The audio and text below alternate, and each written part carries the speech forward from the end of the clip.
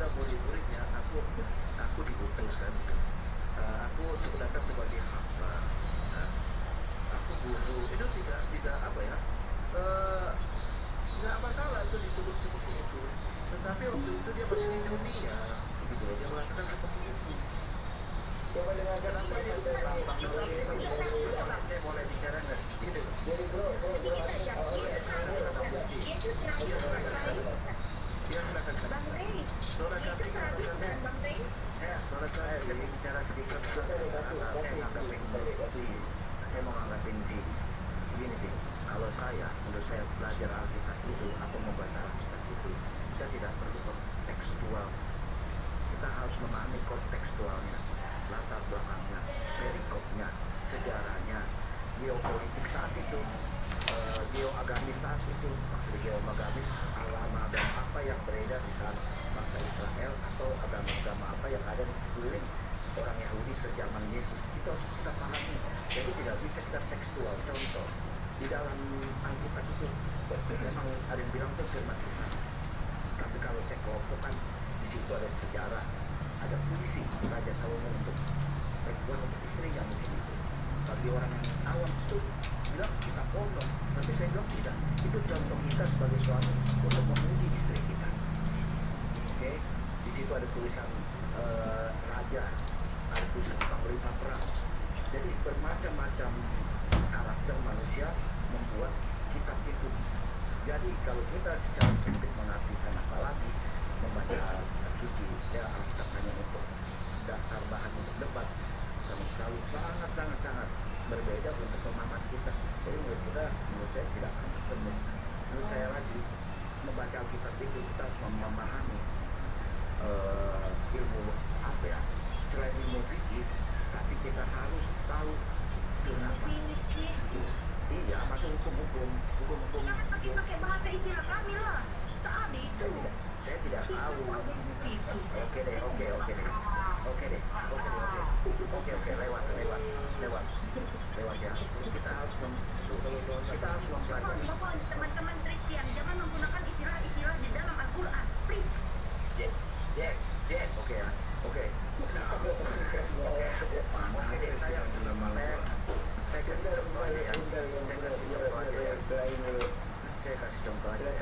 Tokoh-tokoh Islam pemula pun banyak yang bilang orang itu tersesat. Orang-orang yang mempelajari tasawuf, mistisme Islam itu tersesat. Mereka menganggap dirinya Allah. Gila nggak? Pasti kita gila.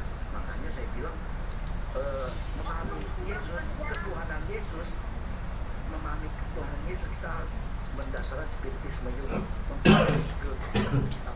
Spiritisme filsafat itu. Kalau kita cuma tekstual, 1+1 sama dengan 2, akan ketemu sampai 80. Dan kita tidak akan memahami siapa Yesus itu, siapa ketuhanan itu. Ditambah lagi belajar kemanusiaan juga, selain filsafat, geopolitik, segala macam itu. Dan tekstual akan melipat semuanya itu. Abang Ray, kelihatannya sangat cerdas sekali. Bolehkah bertanya sesuatu, Abang Ray? Ya boleh. Sangat mungkin ini. Bang Yosi juga pintar banget gitu ya, cuman tetap aja itu. Jadi apa yang itu fleksibel itu? Iya, tapi ganteng Bang Yosi. Pintar Bang Ray, tapi Bang Yosi lebih ganteng. Jadi gini, pertanyaannya, apa yang mendasari sehingga penulis Bibelnya Abang itu mengatakan langit berdiam? Apa dasarnya? Siapa yang menyelidiki? Terus seperti sanaknya itu dari mana? Dari siapa begitu. Seperti yang saya tahu, kebudayaan Yahudi itu lebih kuat daripada kebudayaan Arab. Setuju? Di dalam saat itu budaya Yahudi itu banyak filsuf, penyair. Kita tahu juga sendiri, Yesus dalam berfirman banyak menggunakan perumpamaan. Ada dia sekolah, dia tidak seperti Paulus, tapi dia kata-katanya itu tertata. Dan jadi menurut saya jangan mengartikan kata di dalam Alkitab itu benar kata apa ya, penuh. Kita harus memahaminya, makanya saya bilang harus belajar filsafat dan spiritisme Kristen. Mungkin di dalam Kristen tidak ada itu tasawuf apalagi kabalah. Buktinya di dalam Islam aja ada tasawuf. Mereka benar-benar mencari dari dirinya sendiri, tidak mau memaknai, membaca sesuai teks apa yang bilang, saya nggak ngerti. Dan juga Kabalah orang Yahudi tidak langsung mau percaya apa yang tertulis. Dia mereka mencari pencarian terus sampai dia benar memahami. Jadi menurut saya membaca Alkitab itu kalau kita tidak diimbangi dengan ilmu dan disiplin yang lain, tidak akan bisa memahami, apalagi memahami Tuhan Yesus. Disiplin ilmu yang seperti apa bang contohnya? Tadi saya bilang filsafat, mistisme, spiritisme, tasawuf, perlu Kabalah segala pelajari. Kenapa kalau sudah mempunyai disiplin ilmu seperti itu bang? Loh, iya tadi kan saya udah kasih contoh. Mbak Haji mau saya bilang tokoh Islaman yang dianggap tersesat karena mempelajari tasawuf sampai menganggap diri Allah. Yang itu adalah yang berpegang pada sunnah Al-Quran. Al-Junaidi, Al-Mansur Al-Haji, Al-Murabi, Al-Farabi. Apa yang paling termula anak angkatnya Khalifah Umar Abdul Aziz. Dia pertama mau mempelajari fikih, tapi karena dia melihat keadaan duniawi, melihat Gak ada hubungannya dengan pertanyaannya sih bang. artinya tadi kan saya bilang Bang Ray, saya bantah Bang Ray langsung ya. Begini Bang Ray dalam Al-Quran surah Ar-Rahman, Bang Ray ya ma'asyarul jinni wal insi. Katanya Allah begini, wahai jamaah jin dan manusia. Jadi sata'atum an tadkhulu min aqtaris samawati wal ard fanfudu. Jika kalian sanggup melintasi penjuru langit dan bumi, fanfudu maka lintasilah. La tanfuduna illa bisultan. Kalian enggak akan sampai untuk bisa melintasi dengan kekuatan sultan. Sultan di sana itu kekuatan ilmu pengetahuan dan teknologi yang kita belajar. Dalam Al-Quran disebut juga fas'alu ala dzikri in kuntum la ta'lamun. Maka tanyakanlah jika aku tidak tahu tentang sesuatu, katanya Allah. Kita disuruh bertanya, disuruh belajar. Makanya dalam hadis Nabi talabul ilmi fardun 'ala kulli muslimin wa muslimatin, hadza haditsun sahih. Jadi dalam riwayat Nabi bahwa talabul ilmi itu ilmu wajib bagi kita setiap muslim dan muslimah agar kita tahu jalan-jalan mana yang akan kita tuju dan mana yang akan kita lalui sehingga kita selamat di dunia wal akhirat, sampai dari dunia sampai akhirat. Jadi itu kewajiban setiap muslim mau belajar bang, bukan hanya ilmu agama tapi dunia. Soalnya Allah suruh belajar ilmu dunia, disuruh belajar. Makanya para ilmuwan dulu banyak ilmuwan itu para ulama. Karena apa? Karena Nabi bilang seperti itu, talabul ilmi minal mahdi ilal lahdi. Dari kita baru lahir sampai kita ke liang lahat, sampai kita mati untuk ilmu. Mau belajar ilmu dunia, fisika, kimia, kuantum, fisika kuantum, matematika, astronomi, geografi, dan lain-lain itu memang disuruh belajar. Makanya Nabi Adam dalam hadis, dalam sebuah riwayat dalam Quran, wa kullama Adam al-asma'a kullah. Sesungguhnya Nabi Adam diberikan semua ilmu nama-nama benda. Jadi wajib kita belajar bang, bukan disampingkan ilmu dunia bang. Jadi mereka yang belajar ilmu macam-macam memang ada hadis, ada dalilnya. Wallahu a'lam. Silakan abang. bagi saya pribadi itu ditanya orang itu belajar agama saja secara mendalam malah tersesat karena mereka benar-benar mengatakan tidak baca Alkitab. Oh salah bang, gara-gara dia baca Alkitab lah makanya dia mengalah. Gimana? Oh itu pengalaman spiritual masing-masing bang. Makanya mungkin dia tidak lengkap mempelajari agama yang kita tidak tahu lah.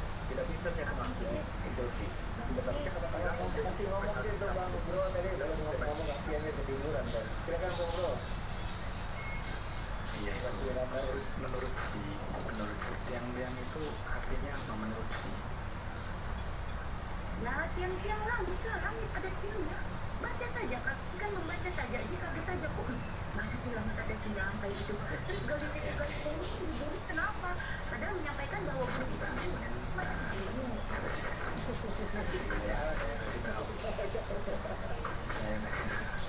Saya kasih tahu itu biasa. Itu biasa melambangkan keagungan. Coba sekarang saya tanya, memang iya sekarang saya tanya di surat As-Zumar 67 menurut kamu itu kiasan atau asli? As-Zumar 67 Apa bang bacaan itu? Ucap bang. ya itu langit digulung, Apa itu pertanyaan? langit digulung dengan tangan kanannya.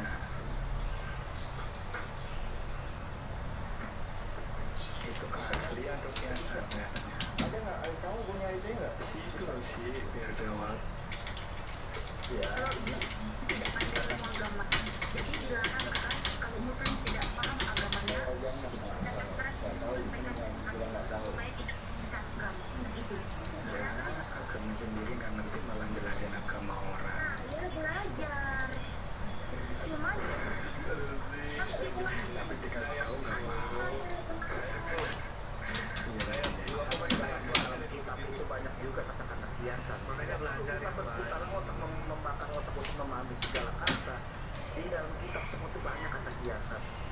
jangan itu dibuat senjata untuk menyerang orang. Kita sendiri nggak paham, banyak kata kiasan di dalam kitab kita. Makanya kalau saya membaca kata-kata seperti itu saya lewatin. Itu bagi saya bukan tidak penting. Kadang di dalam kitab suci banyak, apalagi Al-Quran ya, mak. Kalau Artinya apa dia itu? Kamu panjangnya kan dibaca itu. Siapa? Berarti bisa nggak? Nah, itu kan yang melambangkan keagungan. Makanya saya tanya balik di dalam As-Zumar 67. Langit digulung dengan tangan kanannya itu artinya apa? Apa benar-benar digulung pakai tangan?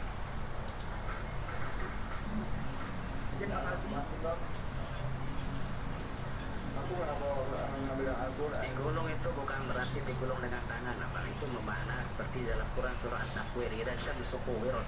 Apabila matahari digulung. Digulung ini bermakna dari perubahannya, huwallazi ja'ala syamsa diya'an wal qamara nur. Contoh dalam Quran surah Yunus ayat 5, huwallazi ja'ala syamsa diya'an wal qamara nur wa manazil. Jadi disebut di sana manazil li ta'lamu 'adada sinina wal hisab, agar kita tahu perhitungan bulan tahun dan perhitungan waktu. Jadi kalau Allah gulung langit dan bumi memang seperti itulah. Kuasa Allah bukan bermakna menggulung, tapi itulah kiasan kata-kata Allah Subhanahu wa taala yang Maha Kuasa. Bisa membolak-balikkan dalam keadaan tadinya siang berjalan sesuai dengan manzilah bulan, jadilah dia malam.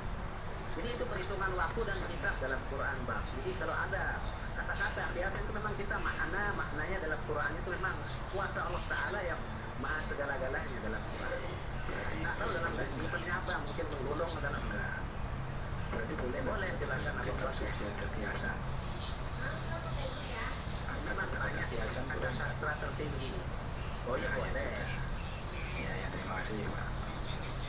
Nah gitu Bang Agung, jadi kan Izin boleh. aku juga izin Bang, nanti saya dikenal band kalau di mute terus. Oh iya silakan. Saya lagi mau sholat asar dulu Abang Wan, abang-abang semua ge, Abang Yosi, Abang siapa? Ini lagi 10 menit. Bang Albertus, Adek Si, Abang Anggur. Ini Abang Aldi kan? Ya, coba Iya. bentar lagi 10 menit azan. silakan Abang. Mari selamat sore abang-abang. Assalamualaikum warahmatullahi wabarakatuh. Ya. Syukran alaikum. Waalaikumsalam. Tadi boleh saya izin proses. Tadi katanya Tuhannya Islam, Allahnya Islam dengan Allahnya Kristen berbeda. Ya tentunya berbeda sih. Cuman berbicara Allahnya Kristen, Islam adalah Isa, Allahnya Kristen adalah Roh. Begitu kan Bang ya, teman-teman Kristen ya, bahwa Allahnya Kristen bukan Isa. Betul Bang? Bang siapa nih Bang Yosi? Bukan saja. Maksudnya di dalam Alkitab ada dasar-dasarnya. Oke, boleh saya buktikan ya bahwa Allahnya kalian ini adalah zat ya, malah bukan seperti Islam bisa tuh zat pakai D ya, kalau kalian malah zat bisa dianalogikan Tuhan kalian bisa zat cair dan apa gitu ya, dan padat. Oke, saya buka ya bentar.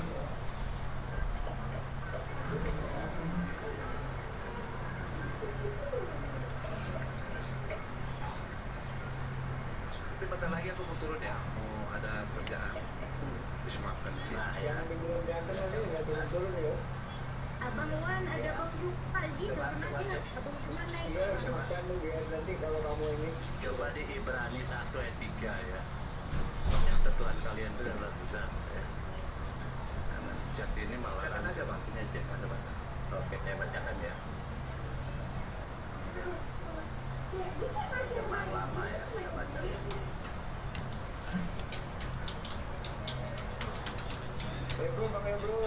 Maka ialah menjadi cahaya, maka ia telah menjadi cahaya kemuliaan Allah.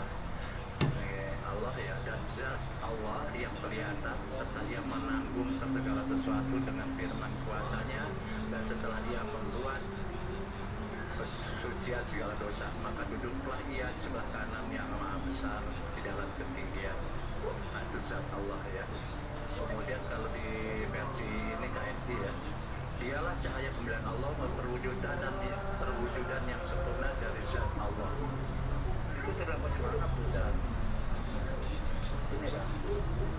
itu di terjemahan selebar mah. Ini ya. Ini ya. Kamu bisa pakai bahasa lain aja dulu nggak? Nah, kita Ini kalau terjemahan barunya. nggak bisa bahasa Allah kita. Ini betul. Ya. Jadi clear ya.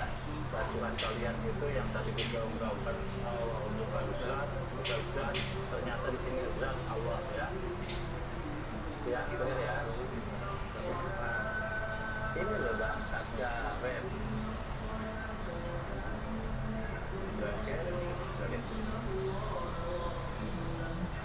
Antara dirian jadi clear ya. Jadi apapun tentang bedanya zat kita tentang zat bebek gitu beda ya dengan yang tetap dalam kaidah bahasa Indonesia. Kaidah bahasa Indonesia belum ada cocok ya untuk zat. Tapi di sini bro nggak ada zat di sini. Betul, tapi terjemahan lama itu adalah zat Allah ya.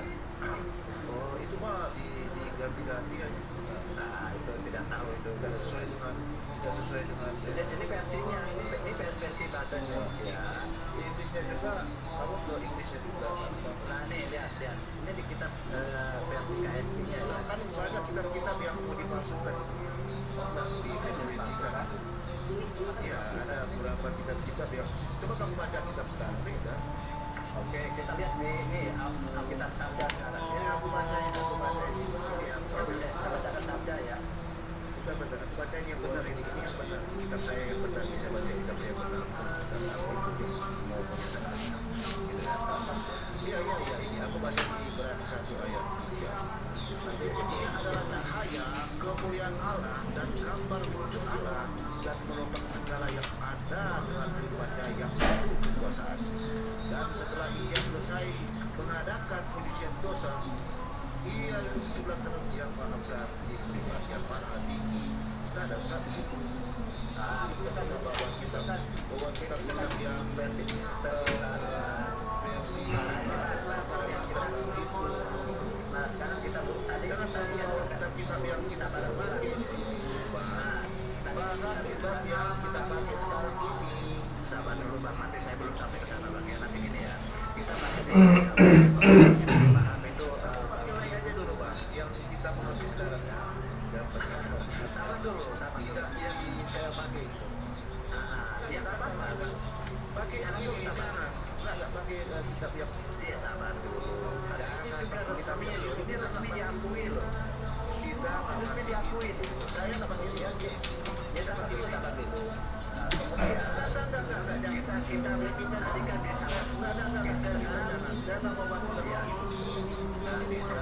Ini terjemahan lama loh Pak. Saya Ini terjemahan lama. bukan terjemahan lama untuk kitab-kitab yang sengaja ya, yang tidak mau. Ini LAI nih. Walaupun LAI punya nih. dan kita bahas yang LAI berjalan lama loh. ini loh Bang, yang gampang mengerti sekarang. Oke, masa tidak mengerti? Oke, sebentar dulu Pak. Saya baca. Oke, saya bacakan sekarang nih Alkitab Sabda ya. Aduh, Ini Alkitab Sabda nih ya. pakai yang sekarang. Nah, tadi kan ini Bang ya. Sekarang kita pakai Alkitab Sabda. Sama Bang. Pakai yang sekarang Iya. aja, Bro. Maka ialah Pakai yang lama itu. maka ialah mencari cahaya kemuliaan Allah dan zat Allah yang kelihatan. Ini loh. Jadi zat Allah dari kita Ada di sini nggak ada zat. ini loh. Kita baca pada Gak ada loh.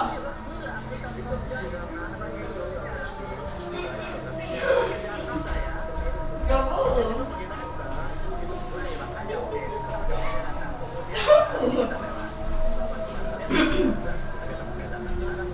Bah,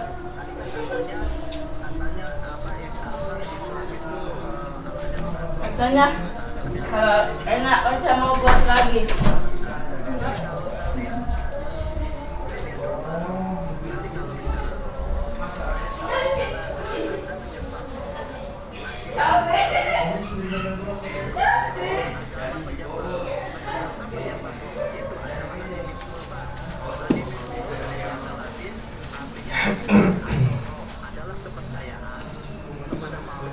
melihat roh atau roh ini termasuk agama animisme. Jalannya Roh itu banyak bro. Roh apa dulu? Jangan anda jurnalisme. Roh, Nanti Bang roh Lutfi Tuhan bantah aja. sama roh iblis. Gitu. Iya, Ya sabar bang, Bang, nanti Bang. bisa saya bantah juga masalah itu bang. Ini kita pokok Iya. roh dulu. Kenapa kamu bilang Agama- kalian penyembah roh? Lah iya kan, kalian tadi kan mengatakan katanya Kristen menyembah roh. Siapa yang Nah. menyembah roh? Siapa yang saya menyembah roh? Siapa? Kamu ini jangan framing ya di sini ya. Saya nggak pernah Nanti- mengatakan saya menyembah roh ya. Saya pakai data ya nanti ya. Jadi Iya, memang kamu bilang kalian saya itu menyembah adalah roh dari menyembah dalam roh. Oke, assalamualaikum Bang? warahmatullahi wabarakatuh. Welcome back. Waalaikumsalam Abang. warahmatullahi wabarakatuh. Oh ini ada Waalaikumsalam warahmatullahi wabarakatuh. guru ini. Ada Bang Ah, Zuma ini. Jadi izin Bang Juma, saya selesaikan sedikit Bang Juma, maaf ya. Ya, silakan Ya. silakan. Bang. Jadi kalau kita ketik, kalau kalian adalah menyembah dalam roh, artinya kalian penyembah roh. Nah, kalau ketik dalam Google, agama penyembah roh itu adalah animisme. Ini agama pagan ini. Animisme dalam bahasa Latin adalah anima atau roh adalah kepercayaan kepada makhluk halus, dan roh merupakan kepercayaan agama yang mula-mula muncul di kalangan manusia purba. Betul. Nah, Terus? kalau kategori manusia purba ini kalian kembali ke belakang. Jadi kalian ini tergolong orang-orang Kalian purba. mana? Ya, menurut ini kaidah ini loh, Wikipedia ini. Iya, roh yang mana dulu? Di situ dijelaskan Oke. roh apa kan? Kalau kita menyembah roh yang mana dulu gitu. Oke, abang menyembah roh itu emang ada berapa bagian bang? Ya, ada roh-roh yang baik, ada roh yang tidak baik. Roh Terus jahat, ada yang roh yang baik kan begitu. Oke. Jadi kamu mau berbicara tentang roh yang mana? Oke, begini bang, kalau bicara roh kan tidak kelihatan bang. Nah saya khawatirnya abang menyembah roh yang salah. Oh enggak dong. Oke, ternyata roh jahat itu bapak datangnya dari Allah juga loh bang. Saya Iya. buktikan bang ya. Nah disinilah saya khawatirnya teman-teman Kristen menyembah roh yang jahat, yang menyamar jadi kebaikan. Oh iya, itu buktikan, Bang, juga ya. nggak masalah itu dikhawatirkan bang. Makanya kita harus lebih Oke, kita hati-hati. buktikan bang ya. Kita buktikan bahwa roh jahat itu datangnya dari ini bang ya. Sebentar bang. Sebentar. Jadi harus pilih ya, roh yang mana ya. Jadi kita ini diberikan hikmat. Makanya kita baca Alkitab itu diberikan hikmat. Tahu melihat mana yang baik, mana yang benar. Mana roh yang baik, mana roh yang tidak baik. Begitu ya, saudara-saudara. Oke, sebentar ya. Ternyata Karena roh itu ya. banyak. Roh melayang-melayang di udara banyak. Abang tadi tidak menyembah roh lah ya. Padahal di sini di Yohanes 4 ayat 24, Allah Ya. itu adalah roh, dan barang siapa Betul. yang menyembah menyembah roh dia harus Ya. menyembahnya dalam roh. Betul. Clear ya? Betul, Betul. betul, Berarti betul. abang Ya. adalah agama animisme bang, agama ini Iya, pagan saya dulu. menyembah roh Tuhan ya. Oke, sekarang kita bisa Bukan buktikan. roh iblis. Gitu aja. Oke, sabar dulu bang ya. Sekarang ternyata roh iblis, roh jahat itu datangnya dari Allah juga loh bang. Nah, Iya, Tuhan abang tuh, betul. itu kan. Ah. Betul. Oke, setuju ya. Jadi abang ini terkecoh oleh penyembahan kepada roh. Ternyata roh Enggak. jahat. Makanya Lihat, Bang. kata Yesus harus bijak kita ini menilai mana roh yang baik dan mana yang tidak baik. Mana roh Tuhan yang baik yang mengajarkan kita ke jalan yang baik, yang mana roh yang menyesatkan kita. Begitu loh, kita diberikan hikmat, akal kita Oke. diberikan akal untuk memilih. Makanya Yesus memberikan kita free will, memilih mana yang baik dan mana yang jahat. Begitu. Oke bang ya. Bapak. Oke, jadi gini, tadi abang mengatakan roh mana, roh jahat atau roh baik. Ternyata roh jahat itu datangnya itu dari Allah juga nih bang, di 1 Samuel 18:10. Iya. Keesokan Semua itu harinya roh ciptaan jahat yang Tuhan. daripada Allah. Betul, itu ciptaan Tuhan. Makanya Anda yang memilih, bro. Anda memilih yang mana? Oke Anda ya. mau ikut yang mana gitu. Jadi gitu bang ya. Yang saya Ya. gini bang, poin akhirnya karena abang tidak Ya. tahu itu roh jahat dan roh baik karena itu sama-sama dari Allah. Nah, Loh, kok nggak tahu sih? Saya tahu mana yang baik, kan udah dijelaskan mana yang baik, mana yang sabar tidak dulu baik. bang. Jadi Jangan kalau Anda roh, bilang saya tidak tahu, salah Anda. Begitu. Bang, jadi roh Jangan jahat itu menuduh kayak datang gitu. daripada Allah. Jadi selama ini klaimnya bahwa roh jahat itu bukan dari Allah, bahwa Allah tidak menciptakan kejahatan. Ternyata Allah atau Yesus ini menciptakan kejahatan juga nih Bang. Makanya saya khawatir antara iblis dengan Yesus nih ada kesetaraan gitu esensinya gitu loh. Bukan artinya sama ya, ada kesetaraan gitu. Lanjut Bang Juma, maaf terlalu panjang. Saya nggak enak. Baru saya baru Oke, teringat aku kemarin jelasin sama ya. Bang Yos. Teman Ya, Mas baru gimana? teringat kemarin kenapa Diki. Jadi saya kan Ya. bertanya, Bang Yos, siapa nama Tuhan Abang? Yesus. Bang, Siapa biar nama dibantu Tuhan dulu, saya? Bang. Allah. Opung, Kan begitu opung. kan? Iya, Aduh, biar tunggu, dibantu dulu, sabar, nanti langsung sabar, bantuin. sabar. Aku jelasin dulu yang tadi ya. Makanya bagi kita orang yang mau cari kebenaran ya kita memang roh itu di udara banyak loh, roh jahat tuh banyak. Makanya kita diberikan hikmat untuk memilih mana roh yang baik, mana yang tidak baik. Seperti yang sudah diajarkan di dalam Alkitab ya. Kita diberikan hikmat, logika. Kita belajar mencari kebenaran ya. Masa kita melihat yang tidak baik kita mengikuti? Berarti kita ikut yang salah dong kan? Makanya ada roh yang tidak baik, dan yang baik. Jadi kalau ada yang roh yang baik, Anda pilihlah roh yang baik, roh yang benar itu di dalam Yesus Kristus. Begitu, saudara. Oke, langsung. Oh, ini kita sambut dulu Bang Zuma ini. Bang Zuma. Oke, baik saudara-saudara, ini terkait dengan roh baik dan roh buruk. Saya kembali kepada pembahasan teman-teman yang tadi.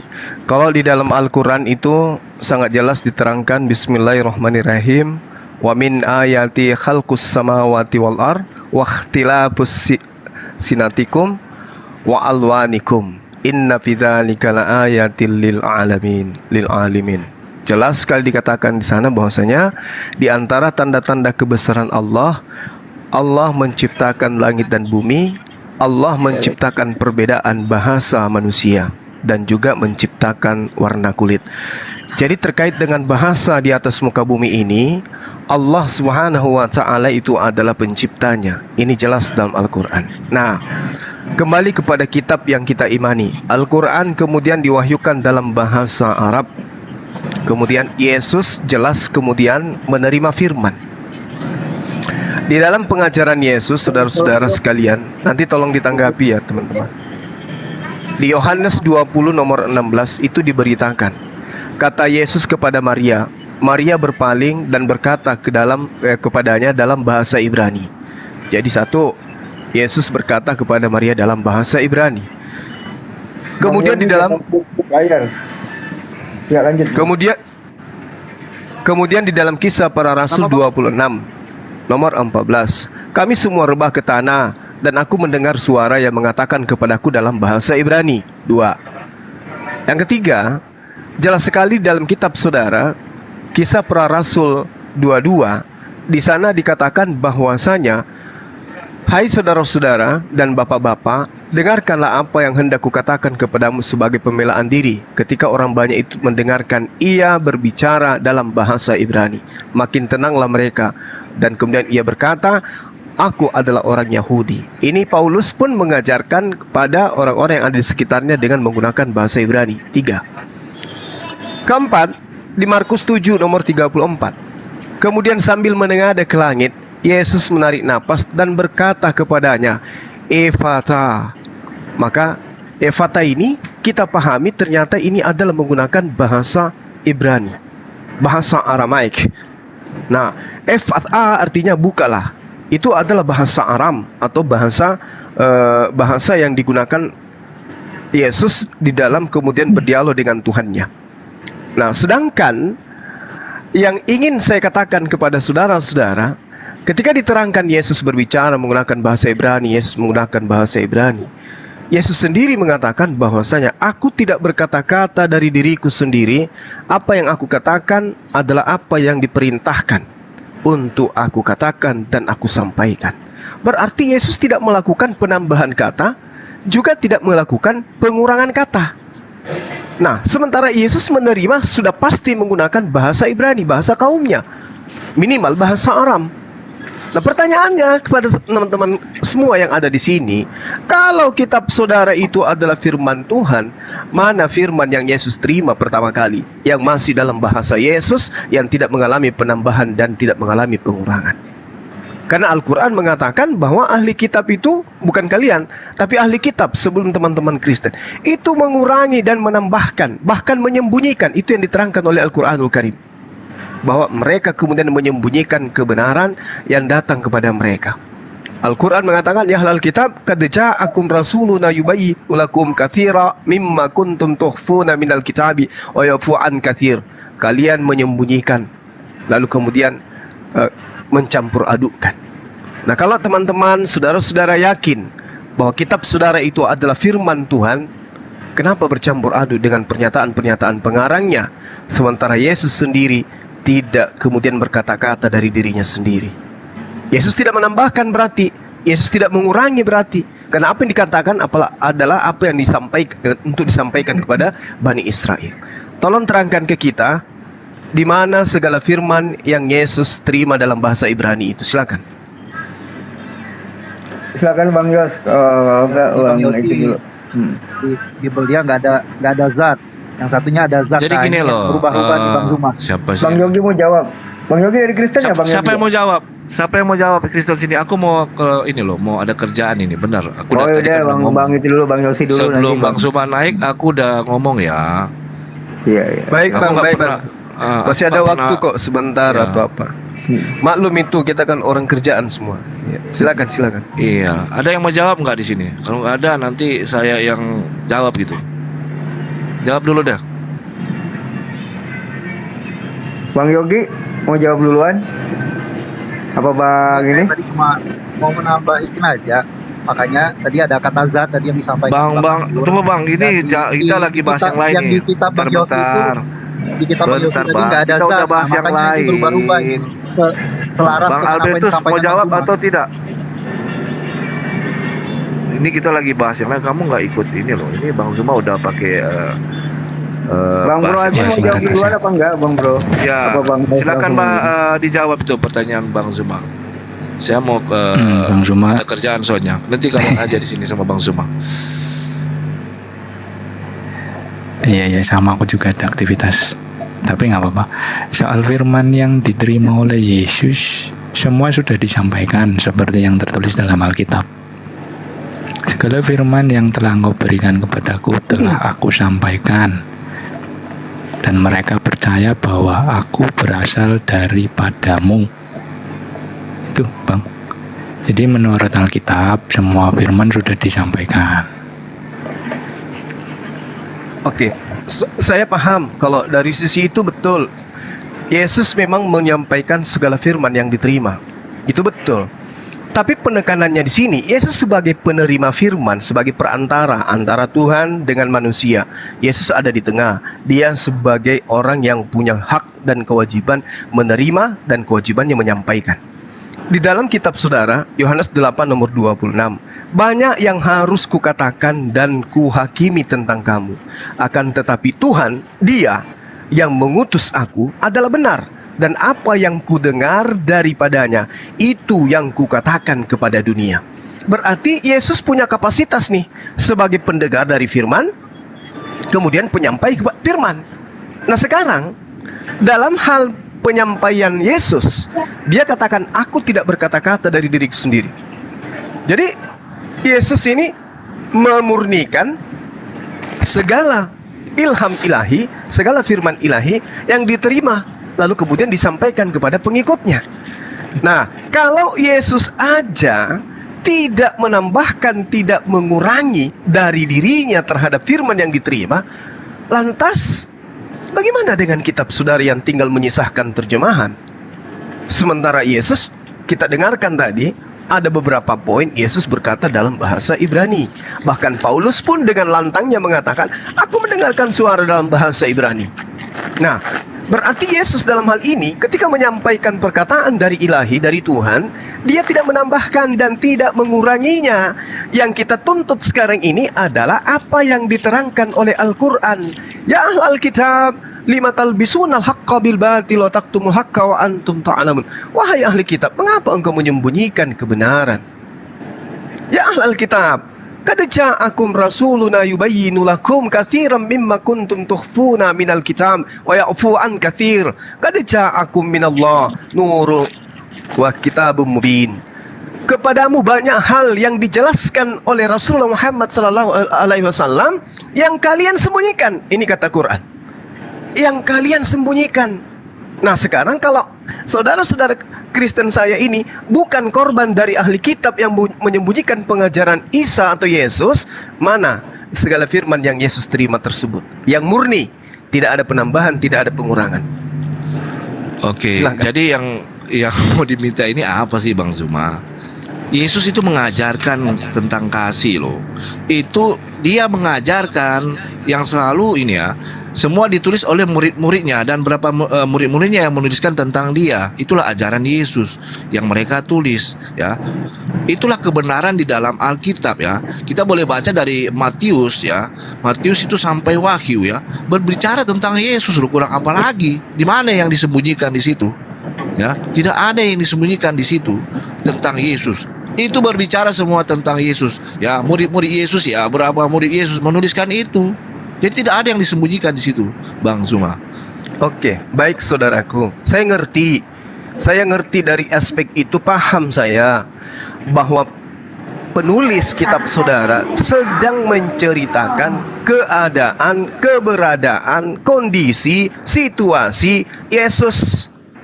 Dia yang menceritakan apa yang dilihatnya, apa yang kemudian Yesus sampaikan, apa yang kemudian Yesus lakukan. Dia yang menuliskan berdasarkan kesaksian-kesaksian orang terhadap Yesus. Nah, yang jadi permasalahan sekarang ini, Yesus ini menerima firman yang tidak ada penambahan dan tidak ada pengurangan. Nah, firman yang tanpa penambahan dan pengurangan. Ini Bang Zuma. Iya, silakan. Bang Zuma, tidak ada Yesus menerima firman. Loh, tidak ada di dalam Alkitab ya. segala Yesus firman menerima Yohanes 17 ayat 8. Di mana Yesus dikatakan Yesus menerima firman terus diberikan kepada murid-muridnya begitu. Oke. Ada. Yohanes 17 Jadi, kita 8, Bang. narasikan sesuai dengan apa yang ada tertulis. Baik. Tapi segala Yesus juga tertulis bahwa Yesus menerima firman. Ada nggak? Coba tunjukkan ke saya. Oke. Yesus menerima Yohanes firman. 17 nomor 8, Bang. Sebab segala firman yang engkau sampaikan kepadaku telah kusampaikan kepada mereka dan mereka telah menerimanya. Berarti Yesus menyampaikan firman yang diterima dari Ilahi, tidak ada penambahan dan tidak pengurangan. Murid-muridnya yang menerima firman sudah pasti tidak mengalami penambahan dan pengurangan. Nah, mereka tahu benar-benar bahwa aku datang daripadamu dan mereka percaya bahwa engkaulah yang telah mengutus aku. Yohanes 17 nomor 8. Nah, Yesus menyampaikan firman yang tidak menambahi dan mengurangi. Murid-muridnya sudah menerima itu. Mana firman itu? Maksudnya firman yang mana? Itu kan firman yang disampaikan. Udah Kan Yesus menerima firman. Yesus menerima firman. Makanya dikatakan di dalam Yohanes 17:14, aku telah memberikan firman-Mu kepada mereka dan dunia membenci mereka karena mereka bukan dari dunia sama seperti aku bukan dari dunia. Nah, berarti firman yang diterima Yesus telah disampaikan kepada pengikutnya. Ya, contoh ya. Ke-10 perintah Allah itu firman loh, yang sudah ada, dan itu pun selalu disampaikan ya. Jangan membunuh, jangan berzina, itu selalu disampaikan Yesus. Nah, itu firman. Begitu, itu contoh, nggak ada yang tidak disampaikan. Kalau Anda masih menggunakan kitab saudara nih, itu masih ada penambahan. Bahkan 14 kitab itu Paulus, itu perkataan Paulus semua. Nah, yang jadi masalah ini adalah perkataan Tuhan, perkataan Tuhan yang tidak ditambahkan dan tidak dikurangi oleh Yesus, yang murni disampaikan Yesus kepada muridnya, itu mana? Perkataan yang mana? Itu semua perkataan Yesus itu adalah firman yang mengajarkan kepada murid-muridnya. Ya, sudah. Baca di dalam Matius, Markus, Lukas. Kan Yesus mengaku, Bang, aku tidak berkata-kata dari diriku sendiri. Apa yang aku katakan adalah apa yang diperintahkan untuk aku katakan dan aku sampaikan. Itu Yesus. Berarti Yesus menerima firman ilahi. Dia tidak menambahi, dia tidak mengurangi. Apa yang disampaikan adalah apa yang diperintahkan. Yesus tidak menerima. Nggak ada Yesus menerima. Aduh, Bang Zuma. Yohanes 17 ayat 8. Dari dirinya sendiri. Sebab segala firman yang engkau sampaikan kepadaku. Itu apa itu, Bang? Dia menyampaikan apa yang sudah tertulis ya. Makanya ada yang tertulis di dalam Waduh. kitab Taurat. Dia selalu menyampaikan, dia selalu berkhotbah tentang itu di bait-bait suci. Dan dia sendiri adalah firman itu yang memberikan ajaran kasih kepada murid-muridnya dan kepada semua bangsa gitu loh. Kok ketawa? Bukan. Jadi Yesus ketika dia datang kepada Bani Israel, dia itu senantiasa menerima firman. Dia menerima firman dari ilahi. Makanya dia disebut nabi, dia disebut rasul, dia disebut utusan. Makanya dia tidak berkata-kata dari dirinya sendiri, sebab dia menerima firman. Segala firman yang engkau berikan kepadaku telah aku sampaikan, tidak ditambahkan, tidak dikurangi. Nah, yang kita cari sekarang ini adalah mana perkataan ilahi yang Yesus sampaikan, yang tidak bercampur dengan perkataan siapapun. Itu ada di Matius. Yang mana? Banyak. Saya tambahin Pak Yosi izin ya. Matius itu penuh dengan tulisan-tulisan Matius sendiri, Bang. Silakan. Contoh Matius 9, nomor 9. Ini Bang Zuma mau tambah katanya. Silakan. Oke, silakan. Ya, saya tambahin sedikit. Kalau Bang Zuma menanyakan firman yang diterima Yesus mana, seandainya yang diminta dalam bentuk buku memang nggak ada, karena memang Yesus sendiri tidak menerima firman dalam format buku. Tetapi perkataan-perkataan yang Yesus sampaikan kepada murid dicatat oleh para murid. Salah satunya perkataan yang tadi, sebab segala firman, itu termasuk perkataan Yesus. Bahkan di ayat sebelumnya dikatakan, Bapa, telah tiba saatnya permuliakan anakmu. Jadi firman yang diterima ini dari Bapanya. Terus dikatakan supaya anakmu mempermuliakan engkau, sama seperti engkau telah memberikan kepadanya kuasa atas segala yang hidup. Demikian pula ia akan memberikan hidup yang kekal kepada semua yang telah engkau berikan kepadanya. Nah, itu firman itu, perkataan daripada Bapa dan Yesus. Ya, yang mencatat para murid dibukukan sampai sekarang. Jadi kalau yang diminta firmannya Yesus mana, yang misalkan dalam format buku, ya nggak ada. Yesus nggak ngasih firman dalam format buku, hanya kata-kata saja, kemudian dicatat para murid. Kira-kira begitu. Oke. Kalau itu saya Bang Zuma, semua Iya, aku silakan. tadi Silakan. udah mau pamit ya, ada kerjaan soalnya kan dari tadi Ya, udah silakan, ngomong ya. Bang. Silakan. Oke, makasih ya semua untuk hari ini. Yuk, makasih, Dan Bang diberikan Yo. selalu kesehatan. Mohon maaf kalau ada kata-kata saya yang salah ya. Iya. Oke, selamat sore. Nanti kita mampir lagi. Oke, baik. Jadi gini, Bang Albertus, Al-Quran ini datang belakangan kemudian menjelaskan. Awala ya'lamuna annallaha ya'lamu ma yusirruna wa ma yu'linun. Dan tidaklah mereka tahu bahwa, dan tidakkah mereka tahu bahwa Allah mengetahui apa yang mereka sembunyikan dan apa yang mereka nyatakan. Wa minhum ummiyuna la ya'lamuna al-kitaba illa amaniya wa inhum illa yazunnun. Dan di antara mereka ada yang buta huruf, tidak memahami sebuah kitab kecuali hanya berangan-angan, dan mereka hanya menduga-duga. Jadi kita tidak sedang mencari sebuah kitab, tidak. Tapi setidaknya ketika Yesus mengaku menerima firman dan mengatakan segala firman, artinya ada firman yang banyak yang Yesus terima, yang kemudian Yesus sampaikan kepada muridnya. Kalau kemudian firman-firman itu tidak dibukukan, berarti benarlah kalau firman itu disembunyikan, kan gitu. Karena yang dikatakan oleh Al-Quran itu mereka menyembunyikan kebenaran. Kalau kitab itu dibukukan, maka Al-Quran juga benar. Kenapa? Karena dikatakan lima talbisunal haqqa bil batil. Mereka mencampur adukan kemurnian wahyu yang Yesus terima dengan pengantar-pengantar surat-surat tambahan-tambahan mereka. Itu juga benar. Al-Quran juga benar di situ. Nah, sekarang kalau saudara mengatakan semua firman itu sudah ada, disampaikan oleh Yesus, kemudian dituliskan oleh penulisnya, disampaikan oleh kepada muridnya, muridnya kemudian menyampaikan kepada penulis, penulisnya kemudian menuliskannya. Itu sudah benar berarti Al-Quran. Contoh misalnya di dalam Lukas 1, coba kita lihat. Ini kita sampel aja ya. Theophilus yang mulia, banyak orang yang telah berusaha menyusun suatu berita tentang peristiwa-peristiwa yang terjadi di antara kita. Ini sudah pasti bukan firman yang diterima Yesus, yang kemudian Yesus sampaikan. Seperti yang disampaikan kepada kita oleh mereka yang dari semula adalah saksi. Nah, ternyata benar, Yesus menerima firman, kemudian menyampaikan firman itu kepada pengikutnya. Pengikutnya sebagai saksi menyampaikan kepada penulis. Penulis si Lukas menambahkan, Theophilus yang mulia, banyak orang yang telah berusaha menyusun satu berita tentang peristiwa-peristiwa yang terjadi di antara kita, seperti yang disampaikan kepada kita oleh mereka yang dari semula adalah saksi mata dan pelayan firman. Karena itu, setelah aku menyelidiki segala peristiwa dengan seksama dari asal mulanya, aku mengambil kesimpulan keputusan untuk membukukannya dengan teratur bagimu. Coba, berarti jelas Lukas ini bukan firman Tuhan, tapi bercampur aduk, entah itu dengan firman yang disampaikan oleh Yesus atau sabda Yesus. Wallahu a'lam bishawab. Tidak ada yang tahu, karena tidak seperti apa yang diceritakan oleh Yesus. Segala firman yang engkau berikan tidak aku tambahkan.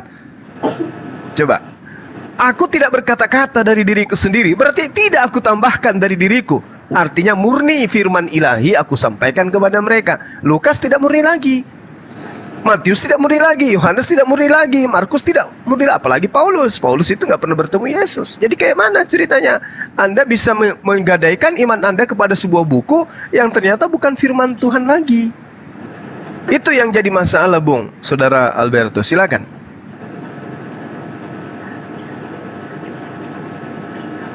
Silakan Bang itu.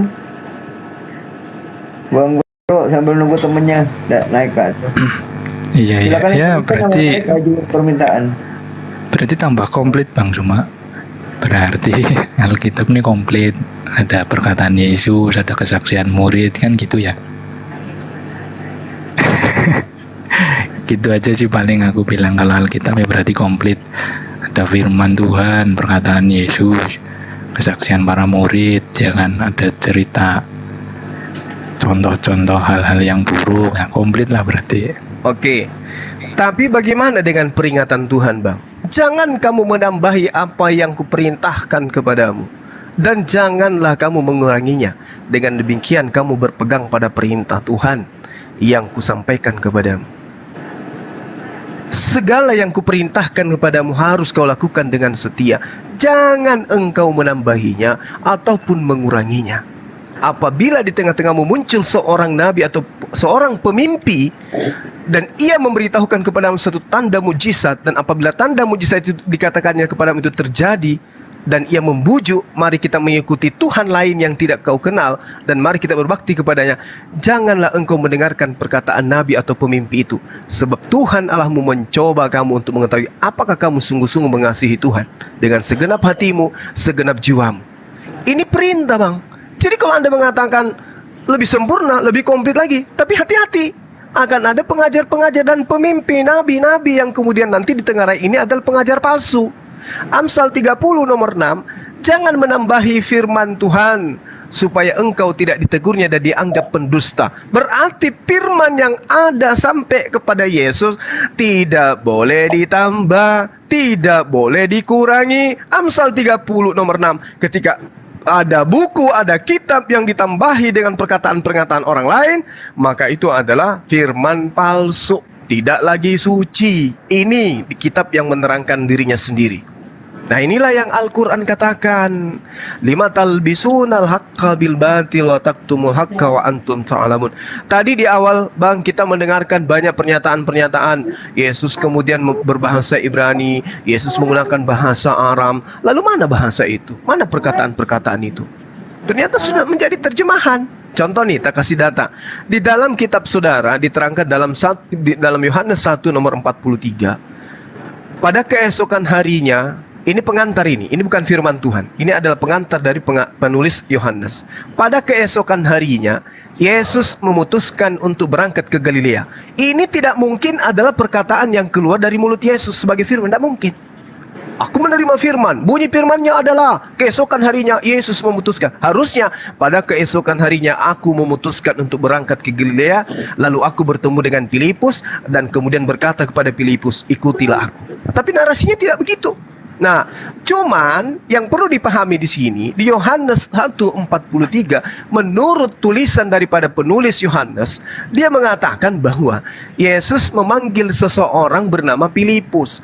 Filipus, ikutlah dengan aku, itu kata Yesus. Nah, lalu kemudian si Filipus ini ketika dipanggil untuk menjadi pengajar Injil, diterangkan di dalam Kisah Para Rasul bab 8, maka mulailah Filipus berbicara dan bertolak dari nas itu, dan ia memberitakan Injil Yesus kepadanya. Artinya Filipus memberitakan firman yang masih murni dari Yesus, tanpa penambahan, tanpa pengurangan. Disebutlah sebagai Injil Yesus. Nah, sekarang mari kita cari mana Injil Filipus, mana Injil yang diajarkan oleh Filipus yang disebut Injil Yesus, yaitu Injil di mana Yesus tidak berkata-kata dari dirinya sendiri, melainkan apa yang disampaikan adalah apa yang diterima dari Tuhan untuk dia sampaikan dan dia katakan. Mana Injil itu? Kalau kita tidak temukan itu, maka benarlah Al-Quran. Ya ahlal kitab, lima talbisunal haqqa bil batil wa taktumul haqqa wa antum salum. Pertanyaannya sekarang bagi kita nih, dari mana Rasulullah Muhammad SAW? Pada masa itu belum ada sekolah, belum ada studi, belum ada perpustakaan, tidak ada angket, tidak ada kemudian penyelidikan terkait kitab-kitab terdahulu. Dari mana Rasulullah Muhammad SAW tahu kalau ahli kitab itu menyembunyikan kebenaran, mencampur adukkan kebenaran, kalau ini bukan ilham dari langit? Nah, sekarang kalau sahabat saya, saudara-saudara saya mampu menunjukkan Injil Yesus yang murni dari firman Tuhan sesuai dengan yang diberitakan oleh Kisah Para Rasul 8 nomor 35, di mana Filipus menyampaikan Injil Yesus itu, mana? Mari kita tunjukkan kepada kita. Oh, ternyata Al-Quran keliru, ahli kitab tidak menyembunyikan. Ini buktinya, ada Injilnya Yesus. Tapi ternyata kitab yang saudara-saudara pegang bukan Injil Yesus, tapi kesaksian-kesaksian orang yang menulis tentang keadaan yang terjadi antara Yesus dengan Tuhannya, Yesus dengan muridnya, Yesus dengan orang Bani Israel pada masa itu. Inilah sebabnya kami umat Islam tidak mau beriman, tapi kami percaya itu tulisan yang kemudian diambil untuk menerangkan tentang oknum yang datang kepada Bani Israel. Tapi levelnya, jangankan sebagai firman Tuhan, duduk sebagai hadis doif saja itu tidak bisa. Adanya maudhu dia. Seperti itu, Bang. Kecuali Abang bisa nunjukkan Injil Yesus yang merupakan kumpulan-kumpulan firman yang diterima tanpa bercampur aduk dengan pengarang, yang ada diberitakan oleh Injil oleh Filipus, ya mari kita percaya, mari kita bedah sama-sama. Silakan. Iya, pertama mungkin memang beda ya, karena narasinya kan berbeda. Kalau Alkitab itu narasinya apa sih ya? Kalau bahasa orang bilang deskriptif atau apa itu. Jadi dalam format cerita. Seandainya memang tadi yang dituntut adalah perkataan firman yang diterima oleh Yesus dan disampaikan, kalau hanya kata-katanya saja tanpa narasi cerita ya hambar, Bang. Makanya ada narasi ceritanya kan, sesuai pengalaman para murid. Itu sih paling. Iya. Dan lagi kalau ayat Al-Quran dikatakan wahai ahli kitab, saya rasa Al-Quran ini untuk semua orang ya, jadi berlaku juga untuk umat Islam kan. Maksudnya, Bang? Enggak, Al-Quran ini kan untuk semua orang. Iya. Baik Islam atau non-Islam, tinggal percaya atau tidak kan begitu. Betul. Jadi ketika dikatakan wahai ahli kitab, itu bukan semata-mata untuk orang non-Kristen ya, orang non-Islam ya. Itu juga untuk orang Islam juga, Bang. Jadi sebagai orang Islam juga jangan melampaui batas. Kan begitu. Misalnya di dalam gimana? Misalnya di dalam Taurat dikatakan tidak boleh makan hewan berkuku belah. Tapi ternyata boleh. Ya kan? Misalnya lagi di Taurat dikatakan sunat di hari ke-8, ternyata boleh di hari apapun. Itu kan suatu tindakan melampaui batas atau mengurangi atau menambahi kan gitu, kira-kira lah ya. Tapi ya memang mungkin beda di Alkitab, memang karena penulisnya menggunakan narasi deskriptif, jadi ada cerita-ceritanya. Ja- gitu bang. jadi gini bang, jadi gini. Terlalu jauh sekiranya kemudian abang ini melihat dari aspek itu, terlalu jauh. Kenapa? Ini dulu yang kita patenkan, ini dulu apa yang diserukan oleh Al-Quranul Karim dan pengakuan Yesus menerima firman ini. Dia tidak berkata-kata, dia memurnikan firman yang datang dari ilahi, firman ilahi yang dia terima untuk ia sampaikan. Kalau aspek hukum syariat, kaidah-kaidah, aturan-aturan Tuhan yang datang kepada Bani Israel, saya katakan untuk yang kesekian kalinya, itu berlaku untuk Bani Israel. Nah, supaya hukum-hukum yang datang untuk Bani Israel ini berubah fungsi untuk seluruh umat manusia, disinilah terjadi mesin perubahan terhadap kaidah-kaidah firman yang Tuhan berikan kepada Yesus. Yang tadinya diutus, diperuntukkan untuk Bani Israel, seketika dirubah semuanya untuk kemudian diajarkan kepada seluruh umat manusia. Apa yang terjadi kemudian? Ketimpangan. Yesus mengatakan A, yang terjadi dalam pemahaman iman teman-teman Kristen B, C, D, E, dan seterusnya. Ini yang menjadi pokok fondasi, sehingga pesan-pesan Yesus kemudian kepada Bani Israel, waspada. Kepada siapa? Ahli kitab, orang Farisi. Kan itu jelas tuh. Karena bakal mereka datang menyamar seperti domba, menyamar sebagai pengikut Yesus yang membawa narasi, saya bertemu dengan Mesias di sini, saya bertemu Mesias di sana. Kan itu mengaku bertemu Yesus. Itu yang digambarkan kemudian. Sementara kami umat Islam tak ada satupun yang pernah mengaku, termasuk baginda Rasul Muhammad SAW, mengaku pernah bertemu dengan Mesias, sehingga dia membawa nama-nama Mesias kemana-mana, bahwa dia adalah Tuhan, bahwa dia adalah manusia, Tuhan yang menjelma jadi manusia. Itu tidak ada narasi itu di Islam. Nah, sedangkan dalam pemahaman teman-teman Kristen, Yesus itu adalah Tuhan yang menjelma menjadi manusia, inkarnasi, mengosongkan diri, mati mempersembahkan darahnya, dan seterusnya. Ini adalah satu narasi yang dibangun kemudian bertentangan dengan ajaran yang datang kepada para nabi yang disampaikan kepada Bani Israel. Kalau terkait haramnya binatang berkuku belah, di Yahudi diperintahkan jangan makan onta, di Islam makan onta, itu beda. Itu kaidahnya berbeda. Ini syariat hukum ini berlaku untuk ditubayina linnas, untuk seluruh umat manusia. Sedangkan yang datang kepada Yahudi, Israel, Bani Israel, khusus untuk mereka saja. Kemudian dirubah untuk seluruh manusia dengan berbagai macam perspektif perubahan-perubahan. Contoh misalnya wajibnya sunat. Supaya hal ini laku terjual, maka sunat nggak lagi wajib. Supaya kemudian babi ini halal dan bisa diterima, maka babi yang tadi haram dirubah lagi menjadi halal. Kenapa? Karena sasaran empuknya, sasaran tembaknya adalah Romawi dan Yunani. Romawi Yunani adalah bangsa yang tidak bersunat. Romawi dan Yunani adalah bangsa yang gemar makan babi. Maka itu yang dijual kepada mereka, mereka terima, mereka pelukan, sah menjadi sebuah konsep keagamaan. Nah, apakah itu tatarannya adalah kebenaran? Baik, mungkin ada sisi baik, tapi kebenarannya dari aspek ilahinya. Sedangkan firman yang diterima aja kita kelabakan mencari mana segala firman yang Yesus terima itu. Ternyata Yesus ketika datang kepada Bani Israel ini menolaknya. Bani Israel mengobok-obok Yesus sehingga firman yang diterima itu tidak ada lagi hari ini. Makanya Al-Quran mengatakan, ya ahlal kitab, lima talbisunal haqqa bil batil wa taktumul haqqa wa antum ta'lamun. Padahal engkau tahu kebenaran itu. Engkau tahu Yesus itu adalah utusan Tuhan, tapi engkau menolaknya, engkau kemudian merubah-rubah ajaran. Ini yang kami pahami, Bang, sebagai Muslim loh ya. Ini bukan pemaksaan, ini konsep di Islam. Ya, saya mengkolaborasi antara apa yang ada dalam Al-Quran dengan kenyataan yang ada dalam kitab saudara yang masih tertulis hari ini. Silakan. Silakan, Bang.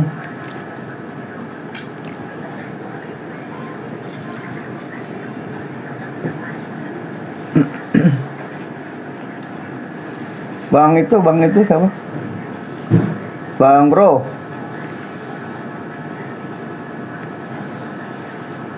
Pak Tio dulu aja, Pak Tio. Oh, Pak Tio, selamat siang, Pak Tio. Pak Tio, mute-nya dibuka.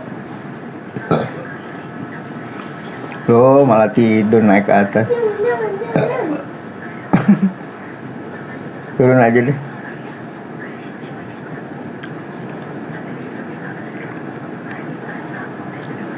Oh, bang bro dulu deh sambil nunggu yang lain.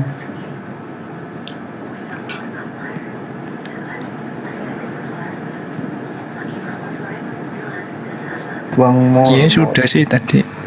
Udah. Jadi gini Bang ya, sambil menunggu teman kita yang lain. Al-Quran itu 1400 tahun silam itu menjelaskan begini. Bismillahirrahmanirrahim. Wa minal ladina qalu inna nasara ahasna mitsaqahum fanasu hazzam mimma zukkiru bih. Dan di antara orang-orang yang mengatakan kami ini adalah orang Nasrani, kami telah mengambil perjanjian mereka. Tetapi kemudian kata Allah, fa'agrayna bainahumul adawah wal ba'da'ah ila yaumil qiyamah. Mereka sengaja melupakan sebagian pesan yang telah diperingatkan kepada mereka. Maka kami timbulkan permusuhan dan kebencian di antara mereka hingga hari kiamat. Dan apa kata Allah? Wa sawfa yunabbi'uhumullah bima kanu yasnaun. Dan kelak Allah akan memberitakan kepada mereka apa yang telah mereka kerjakan. Jadi bukan cuma Allah nih. Kalau aspek ini kita jadikan sebagai sandaran, kita semua akan dihakimi. Umat Islam dihakimi, teman-teman Kristen dihakimi oleh Allah. Kemudian akan ditanya, diberitakan. Makanya Al-Quran mengatakan, wa isqalallahu ya Isa bin Maryam a anta qulta linnas. Apakah engkau yang mengajarkan kepada mereka? Takhizuni, jadikan aku, wa ummi dan ibuku Tuhan selain daripada Allah. Itu yang akan ditanya. Maka akan diperlihatkan, Bung, kamu ke neraka karena perbuatanmu ini loh. Jadi jangan salahkan aku ya. Dulu waktu di dunia ini loh, yang kamu sembah ini tuntut pertanggungjawaban. Tapi apa yang dikatakan? Qala subhanaka ma yakunu li an aqula ma laysa li bilang. Maha suci engkau ya Allah. Aku tidak pernah mengatakan kepada mereka apa yang bukan hakku untuk aku katakan. Nah itu penyangkalan Isa alaihissalam. Loh, aku tidak pernah mengajarkan itu loh ya Rabb. Aku tidak pernah mengajarkan mereka untuk menuhankan diriku.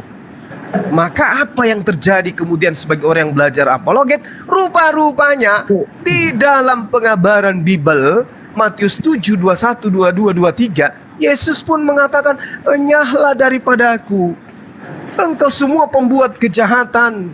Aku tidak pernah mengatakan.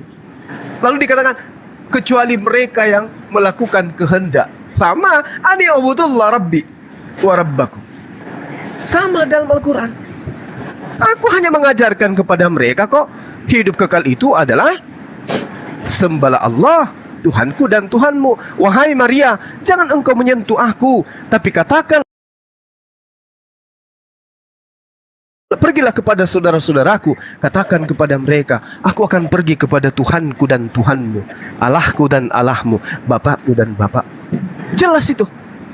Nah inilah yang kemudian Al-Quran terangkan. Di antara mereka orang-orang yang mengaku Nasrani, kami telah mengambil perjanjian kepada mereka, tetapi mereka sengaja melupakan sebagian pesan yang telah diperingatkan kepada mereka. Ini Al-Quran.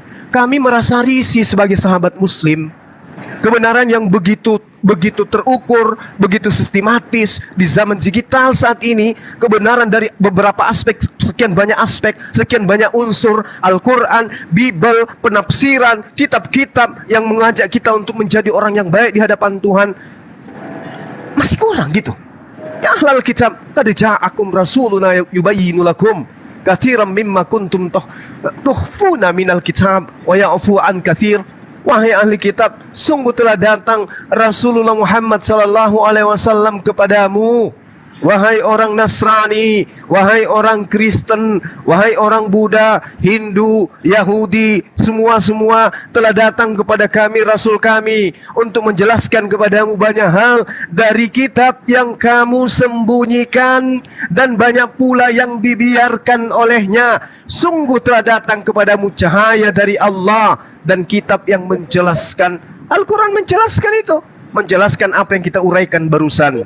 Al-Quran menguraikan tentang apa yang kita inginkan sebagai manusia. Yahdi bihillah manit saba'a ridwana subulan salam wa yukhrijuhum minadz zulumat ilan nur biizni wa yahdihim ila siratim mustaqim.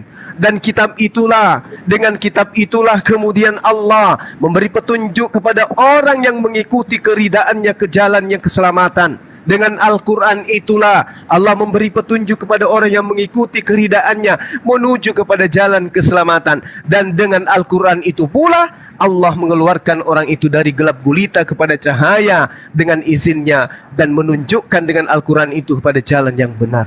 Al-Quran menerangkan itu. Lalu Allah mengatakan apa? Laqad kafara alladhina qalu innallaha huwal masihu ibnu Maryam. Sungguh telah kafirlah orang yang berkata sesungguhnya Allah itu dialah Al-Masih putra Maryam. Qul faman yamliku minallahi syai'a in arada ayyuhlikal Masih ibnu Maryam, Masih ibnu Maryam wa ummah wa man fil ardi jami'a. Siapakah yang dapat menghalang-halangi kehendak aku, kehendak Allah, jika Allah hendak membinasakan Al-Masih putra Maryam beserta ibunya dan seluruh manusia yang berada di dunia ini? Siapa yang bisa menghalangi? Tidak ada sedikit pun yang bisa menghalangi itu. Nah, inilah yang dikatakan oleh Allah Subhanahu wa ta'ala. Wahai ahli kitab, telah datang Rasulullah menjelaskan itu semua kepada saudara-saudara. Nah, mungkin seperti itu. Mungkin sudah ada teman-teman kita dari Kristen atau belum ada ya? Nah, seperti itu ada ya. Kristen, Bang Doni. Bang Doni, selamat siang Bang Doni. Ya, mungkin Dinda saya tolong ditambahkan. Iya, Tadi iya. Bro admin tadi mana dia? Lagi aku jambak nih ke mental kali. Oh. Mental itu abang. Ya sudahlah, kalau gitu ya, intinya bahwa saya keberadaan kita di sini hanya sekedar untuk menjelaskan sisi kebenaran Al-Quran, ya, menguraikan tentang keadaan kitab-kitab sebelum Al-Quran. Seperti itu sementara dari saya. Ada Dinda Moto, silakan ditambahkan Dinda, terkait dengan disiplin ilmu yang antum punya. Saya yakin ada kaitannya dengan materi kita pada sore hari ini. Silakan, saya izin sejenak 5 menit sampai 10 menit. Lanjut. Iya, baik Gurunda, baik. Ini apa, tolong di follow ya, yang di bawah nih akun Bang Moto ini, tolong di follow sekarang ya. Akun Bang Moto di follow sekarang, tolong. Bang Anggur Asap pun nambahin. Ya Bang Moto, ya silakan Bang. Assalamualaikum Bang Moto. Abang-abangku, asatidku, semuanya. Iya, iya Bang. Dengan Waalaikumsalam warahmatullahi wabarakatuh. Silakan Dinda, silakan. Iya, abangku. Jadi dengan segala apa yang baik Bang Zuma paparkan itu sudah sangat sempurna, Masya Allah. Dan hanya sedikit tambahan dari saya, karena penjelasan beliau itu sudah sempurna ya, alhamdulillah. Tinggal pemahaman teman-teman Kristen ini yang bagaimana cara menyikapi pendapat dari beliau ini. Hanya sedikit tambahan dari saya, ketika Muslim itu dari kecil ya, mereka tuh belajar bagaimana bisa menyukai kitab sucinya. Arti menyukai itu mereka tuh belajar atau diajarkan. Bang Super di mute dulu ya. Lanjut. Ya. Mereka tuh belajar atau diajarkan oleh orang tuanya mereka, dimasukin ke dalam madrasah untuk mengenal benar-benar ini loh kitab sucinya, ini loh tulisannya, ini loh cara pembacanya, ini loh cara menggunakannya secara tartil atau mengeluarkan hurufnya secara benar, seperti ini loh. Nah, sedikit menyinggung itu, mungkin ada perbedaan antara kita dengan teman-teman Kristen, di mana ya mereka tuh bukan suatu kewajiban untuk mengerti apa yang sebenarnya kitab sucinya itu tuliskan ya. Bahkan memang ada beberapa juga yang di dalam gereja itu yang pertemuannya 1 minggu sekali itu memang ada beberapa ayat yang dibacakan itu untuk menyenangkan hati jemaatnya. Memang tidak semuanya ya, tidak semuanya itu diungkapkan. Nah, adanya Bang Zuma dan kawan-kawan itu sedikit menceritakan atau menjelaskan apa yang selama ini tidak kalian dapat. Di mana? Tentu saja di gereja. Apa yang tidak kalian dapat? Dapat dari mana? Dari para pendeta-pendeta kalian.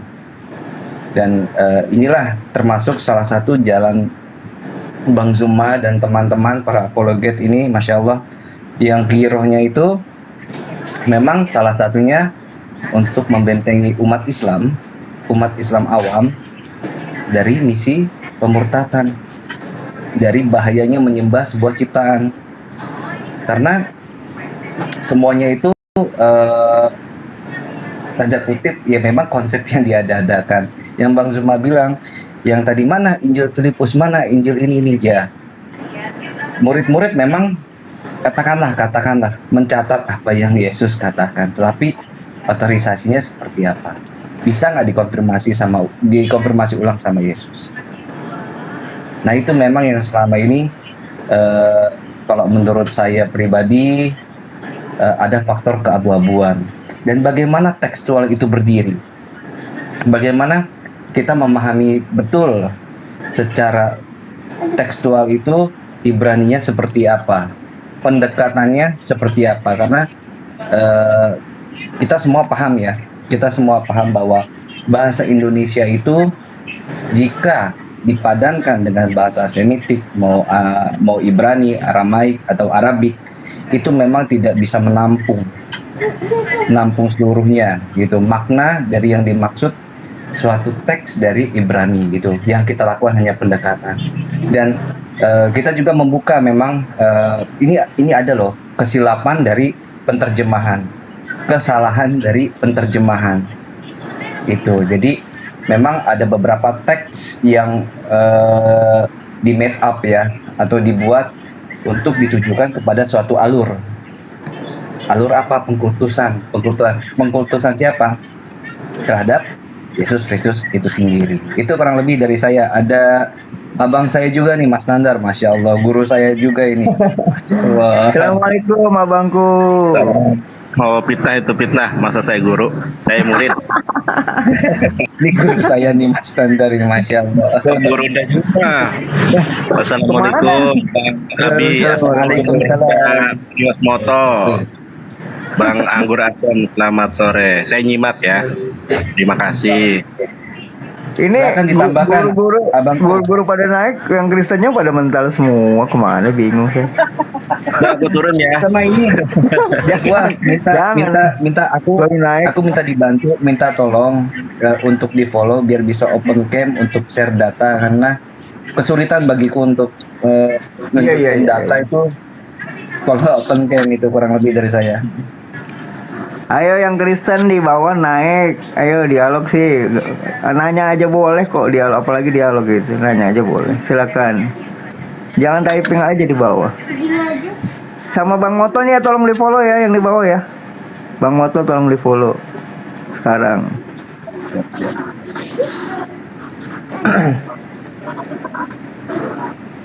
Ada tambahan abangku, Moreh Nandar ini, Masya Allah. Gimana? Siang Bang Doni, kemana aja baru kelihatan. Bang Doni, gak ada suara. Oh, Bang Doni. Iya, silakan Bang Doni. Saya sih sebenarnya tadi mana ya? Soalnya yang dibahas itu aja, ntar bulat-bulat gitu-gitu aja kita ini. Oh, boleh yang lain boleh Bang Doni, silakan. Topik yang lain kali ya, biar nggak bosan ya kan? Iya lah, betul lah, topik yang lain boleh lah. Oh, ada abang aku sini.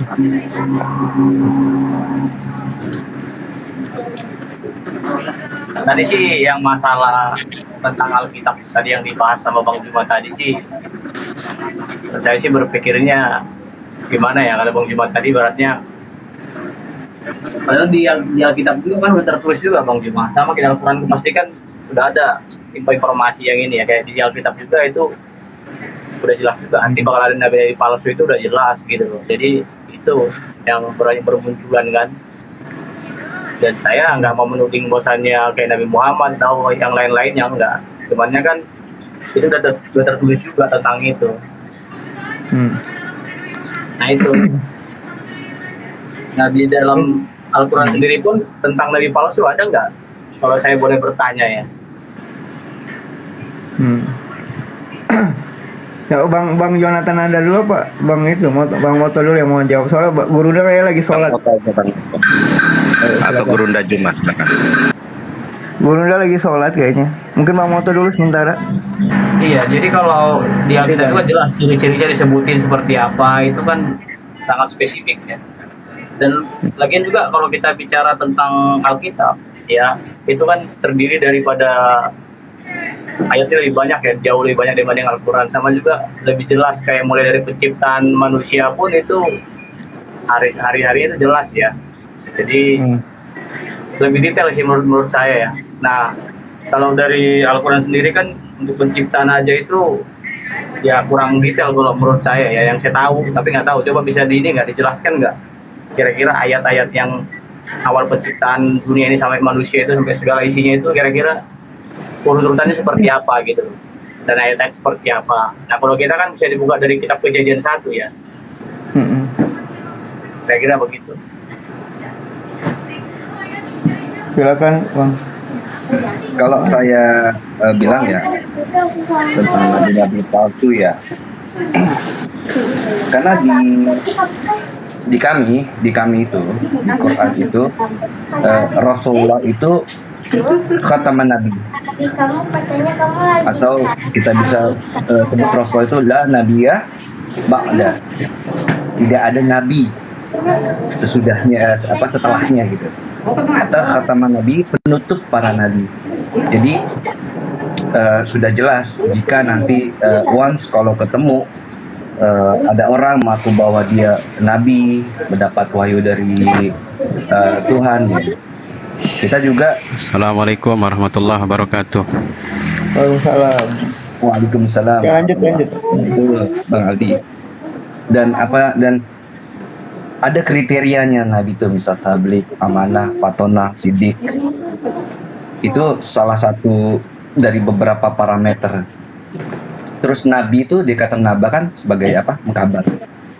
Nah, dia itu memberikan kabar dan peringatan, kabar gembira tentang bagaimana nanti orang-orang beriman dan bertakwa itu seperti apa, dan memberi peringatan terhadap orang-orang yang ingkar terhadap ayat-ayat Allah itu. Dan masalah penciptaan, kalau saya boleh tanya sama Mas Doni ini, tujuan manusia diciptakan itu untuk apa sih? Kalau di kami kan salah satu tujuannya kan yang termaksud dalam Quran itu Allah sebutkan itu wa ma khalaqtul jinna wal insa illa liya'budun, untuk menjadi apa? Untuk beribadah kepada Allah gitu kan. Nah, tujuannya manusia itu diciptakan dalam Biblos itu seperti apa sih? Nanti bisa dilanjutkan dengan Bang Aldi sama Mas Yonatan Antar. Kayaknya insya Allah paling dikit lagi nih tempat saya ada asar. Ya kan, lanjut. Ya. Ya, Bang Yonatan mau nambahin? Apa Bang Aldi? Silakan. Ayo Pak Aldi. Saya tambahin Bang Jo. Bang Doni nanya ya tentang penciptaan manusia ya. Iya, tentang penciptaan lah. Bang Doni bisa buka Quran surah Al-Mu'minun ayat ke-12.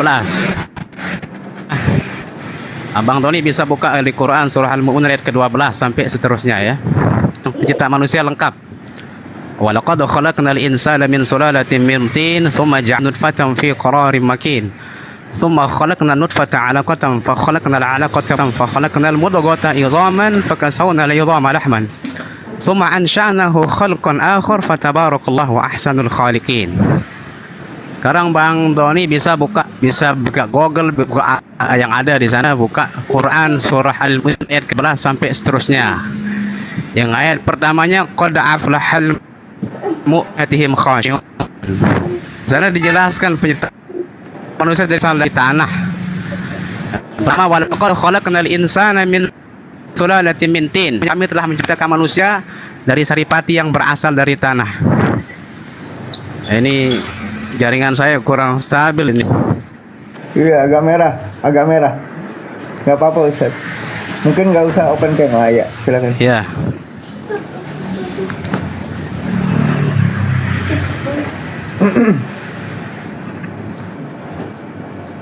Halo? Ya, lanjut. Nah, jadi kalau di sendiri kalau Nah, saya jaringannya kurang bagus ini, Bang. Oh iya. Nah, Apa-apa coba juga bisa bagus, dengar Bang. suara saya nih? Dengar. Nah, tadi saya jelaskan di Quran surah Al-Mu'minun ayat 11 sampai 14. Abang Doni bisa buka tentang penciptaan manusia. Walaqad khalaqnal insana min sulalatin min tin. Sesungguhnya kami telah menciptakan manusia dari saripati yang berasal dari tanah. Saripati di sini bermakna ketika kita makan buah-buahan, kita makan nasi, semuanya berasal dari tanah, tumbuh dari tanah. Summa ja'alnahu nutfatan fi qararin makin. Kemudian kami jadikan mani nutfah yang disimpan dalam rahim yang kokoh.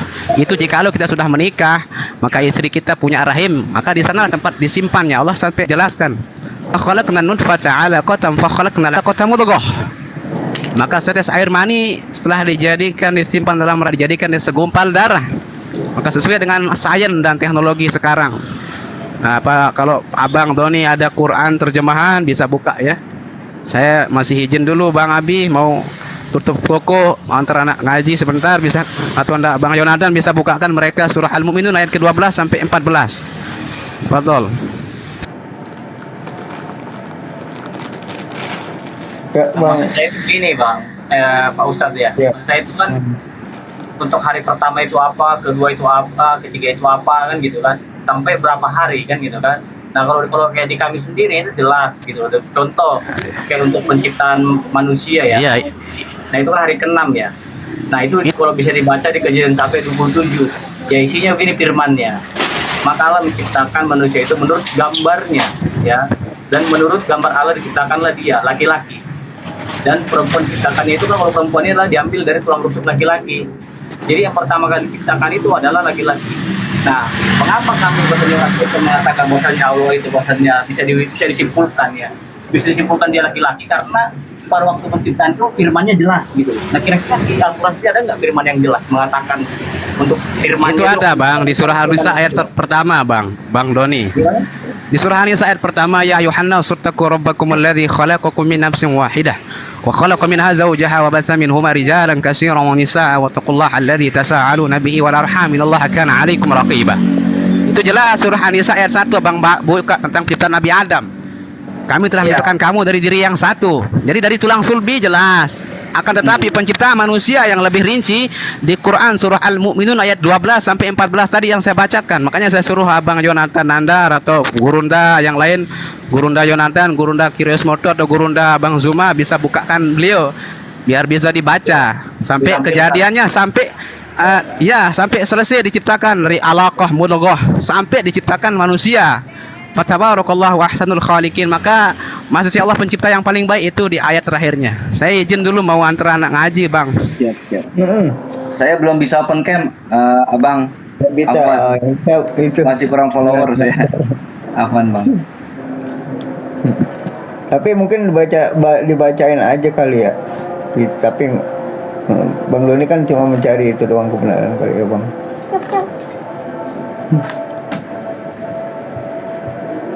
Bang Yolanda ini Bang Yolanda dari Islam Kristen Mbak Yolanda. Ya. Mbak apa Bang ini? Bang Yolanda, nggak ada suaranya. Surat itu.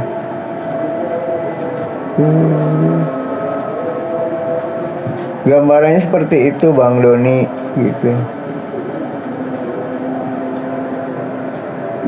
Mana Pak Ustaz? Lo nih cari ya. Summa khalaqna nutfata 'alaqan fa khalaqna 'alaqata mudghah.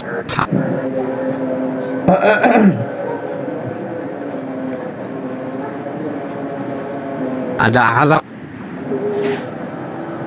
Jadi kalau dari Alkitab itu ya tugas manusia itu pertama itu ya kalau kita bicara dari kejadian 1 ya.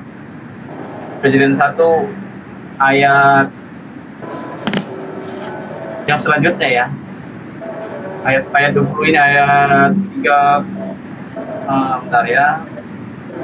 Dan juga sih kalau ayat-ayat ini saya nggak hafal banget ya, nggak hafal ya. Jadi apalagi untuk penciptaannya memang nggak terlalu hafal. Nah kalau dilihat di sini itu kejadian 1 ayat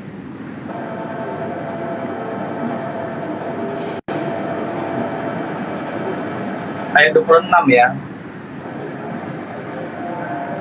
Surat apa Bang? Jadi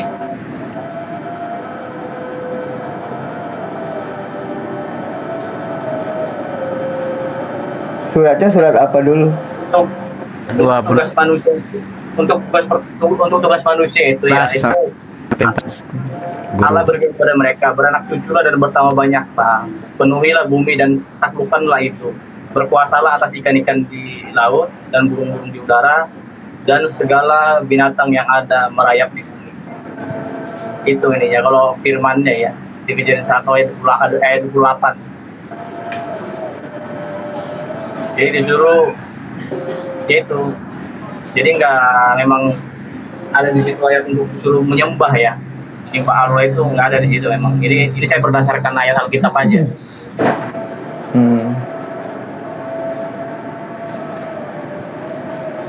Karena memang ya pada dasarnya ya kita harus ini ya harus menyembah pencipta kita lah. Tanpa disuruh pun menurut saya itu hal yang otomatis ya, otomatis lah gitu.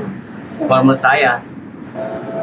Jadi memang di Alkitab sendiri pun kalau lihat dari kejadian ya, jadi memang yang untuk ayat pertama itu setelah diciptakan itu nggak ada berbicara tentang harus disuruh menyembah untuk menyembah ya, nggak ada. Boleh saya tanggapi? Ya silakan. Pak Don. Silakan Abang.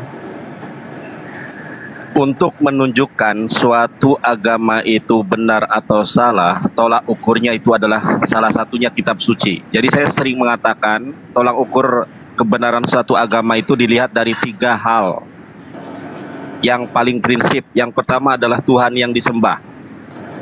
Kalau Tuhannya bermasalah, tidak ada dalil ketuhanan di dalam kitab suci terkait sosok yang sembah, maka ini adalah agama yang nggak benar.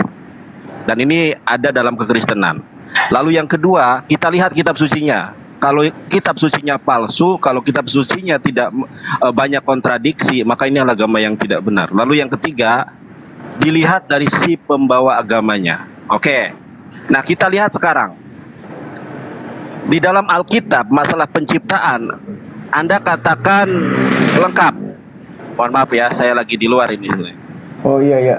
Tetapi kelengkapan itu banyak yang bermasalah. Contoh ya, di dalam Kejadian 1 di situ dikatakan begini, Beresit bara Elohim et hasamayib wet haaretz. Di dalam Kejadian 1 ayat ke-1, yang pertama kali diciptakan oleh Allah itu adalah langit dan bumi.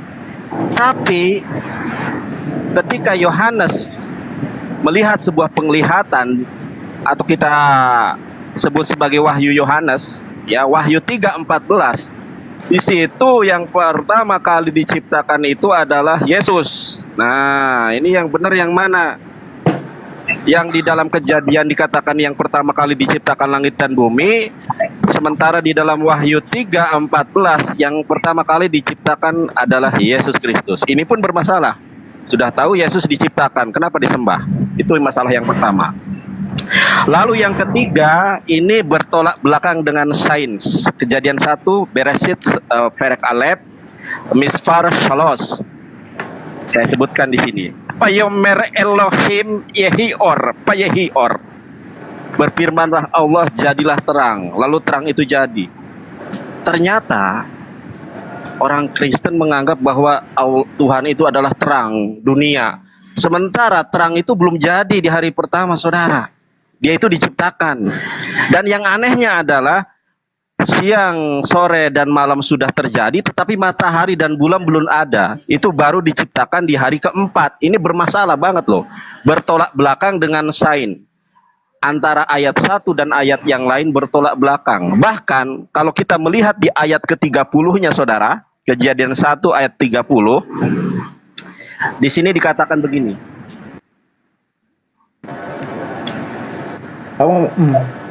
Oke. Nah, ayat 30. Tetapi segala binatang di bumi, saudara-saudara yang terkasih, dan segala burung di udara, dan segala yang merayap di bumi, saudara, yang bernyawa, kuberikan segala tumbuh-tumbuhan hijau menjadi makanannya. Ternyata menurut Alkitab, singa, harimau, kucing, itu makanannya itu adalah tumbuhan hijau, atau di dalam ini tuh vegetarian.